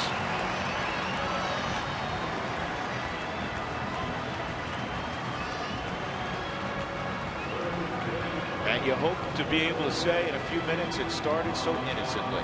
Well, here's the thing about it. League's got 14 saves. This guy has 7. And he doesn't have any multi-inning saves.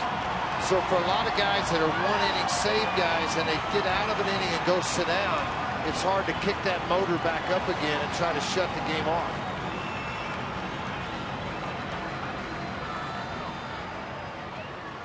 Tyler Chatwood and Zach Greinke are the pitchers of record.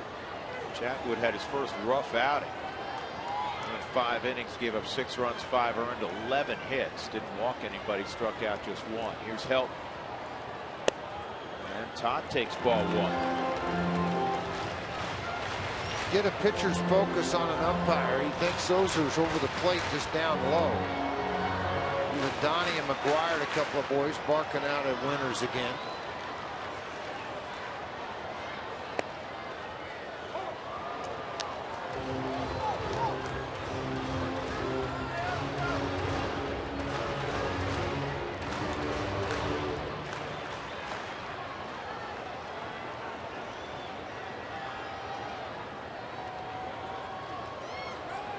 Rosario takes off for second.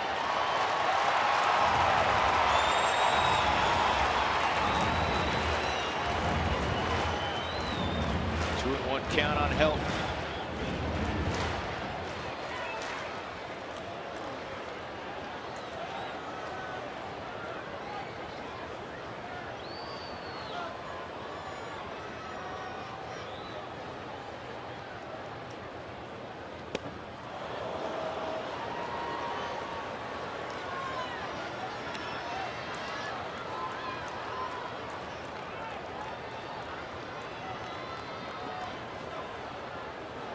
Arenado's on deck. Rockies have 2 bats left on their bench. Rutledge on the right side, Tyler Colvin on the left side. Saving that left-right situation. Walt did a pretty good job with that part. And the Dodgers, again, they have their closer out there, but the Dodgers do not have a left-hander left. The bullpen's empty on that side. Bronco came in and pitched a couple innings. Howell pitched an inning. The inability by the young kid Dominguez to get through the inning cost him to have to go back down there again. Helton drives it to deep right field, but playable. Ethier makes the catch. Rosario will move up another 90 feet. So that is the first out of the 9th inning, and Arenado will come up.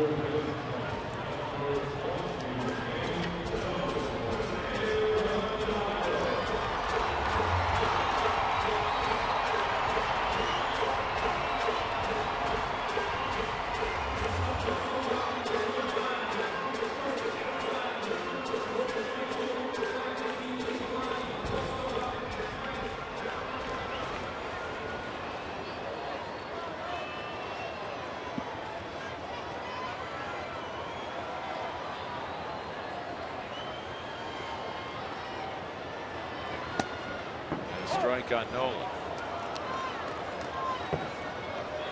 For Jansen right now, thinking to get the second out of an inning.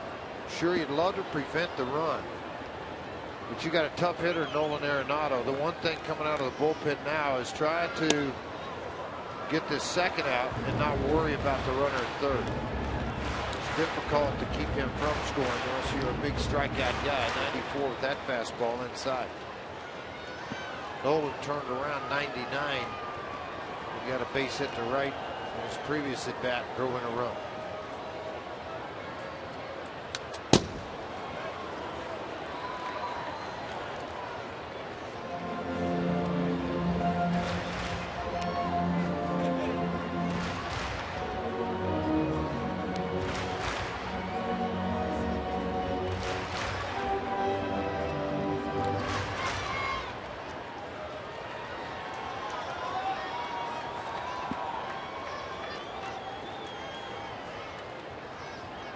And 7 LA. Rockies have been out hit 17-9.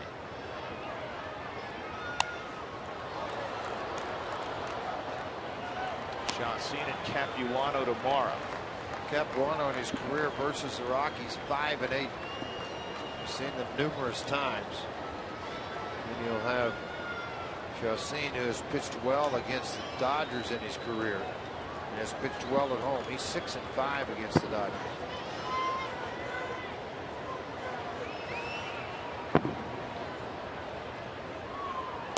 Two and two. Clearly Jansen, he doesn't have close to the normal fastball we've seen from him. Command a major issue for him. Right now he's missing and missing badly. This is probably the main part of their ball club they want to try to tighten up is their bullpen. Look out. Their pen, George, was allowing the opposition to hit 271 coming into the night. That's the worst in the National League. Their ERA of 4.39 as a pen was 14th out of 15 teams. Yeah, not good. And their WHIP was 142, which was 14th out of 15 teams. So, yeah, Brandon League, when he takes them out in LA, he often gets booed before he throws a pitch. 2-2. You got it? No. Thought you were going to have to make a Some play. guy in the third deck got it, I think.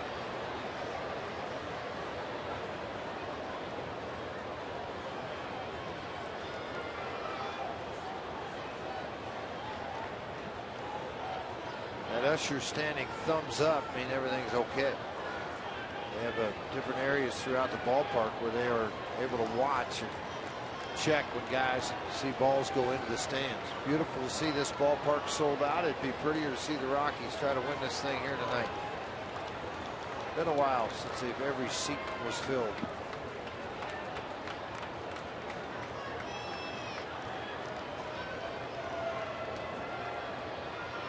Arenado with a base hit up the middle. It's 10-8. Great at bat for Nolan Arenado, second RBI of the night. Still just one out.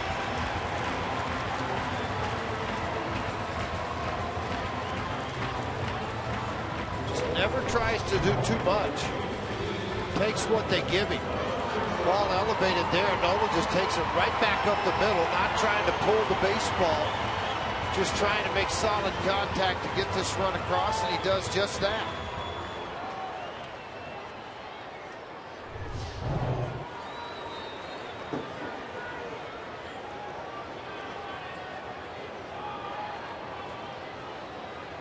Change that defensive indifference to a stolen base for Rosario.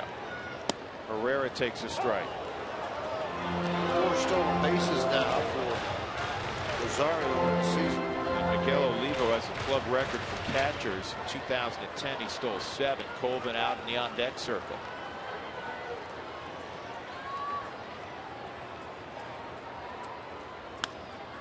Johnny loops one to left, and Schumacher gets there, 2 outs. So Colvin with a ton of pop. The tying run will come up with 2 outs in the 9th, and Arenado at first.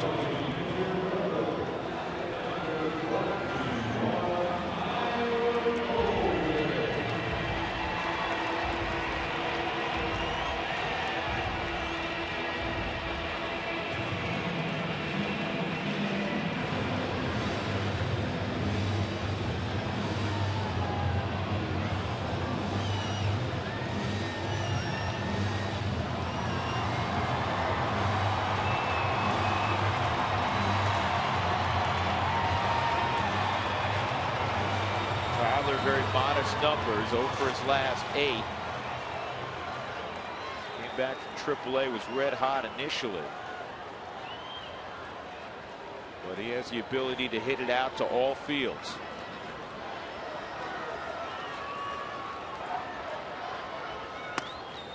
Ball 1. 500. Colvin 1 for 2 against Jansen in his career. No big damage, a single in those 2 at bats.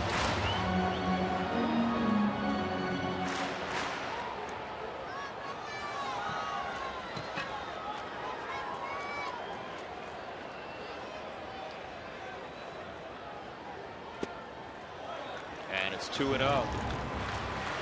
Colvin can keep it going. Corey Dickerson is on deck.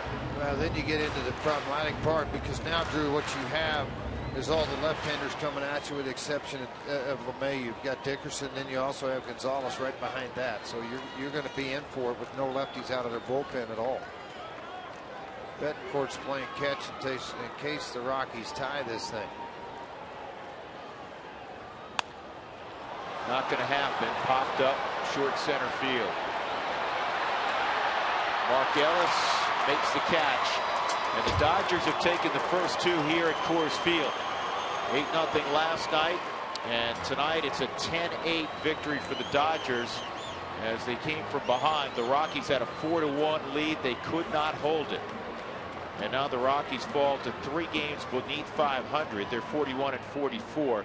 The Dodgers are 40-43. Greinke gets the victory. He's 6-2. Chatwood takes the loss. He's 4-2. And Jansen picks off his 8th save. Tonight's Jimmy John's Freaky Fast Delivery. The game is brought to you by Jimmy John's. The Dodgers had a ton of hits, but they also hit the ball over the wall. 4 of them tonight.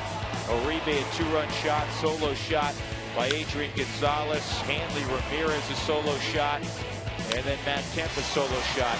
And those 2 big home runs in the top of the 9th inning, providing the difference ultimately for the Dodgers as the Rockies did score a run in their half of the 9th. So the Dodgers winning 10-8. We invite you to stick around. The Toyota postgame show is up next from here to sold-out Coors Field.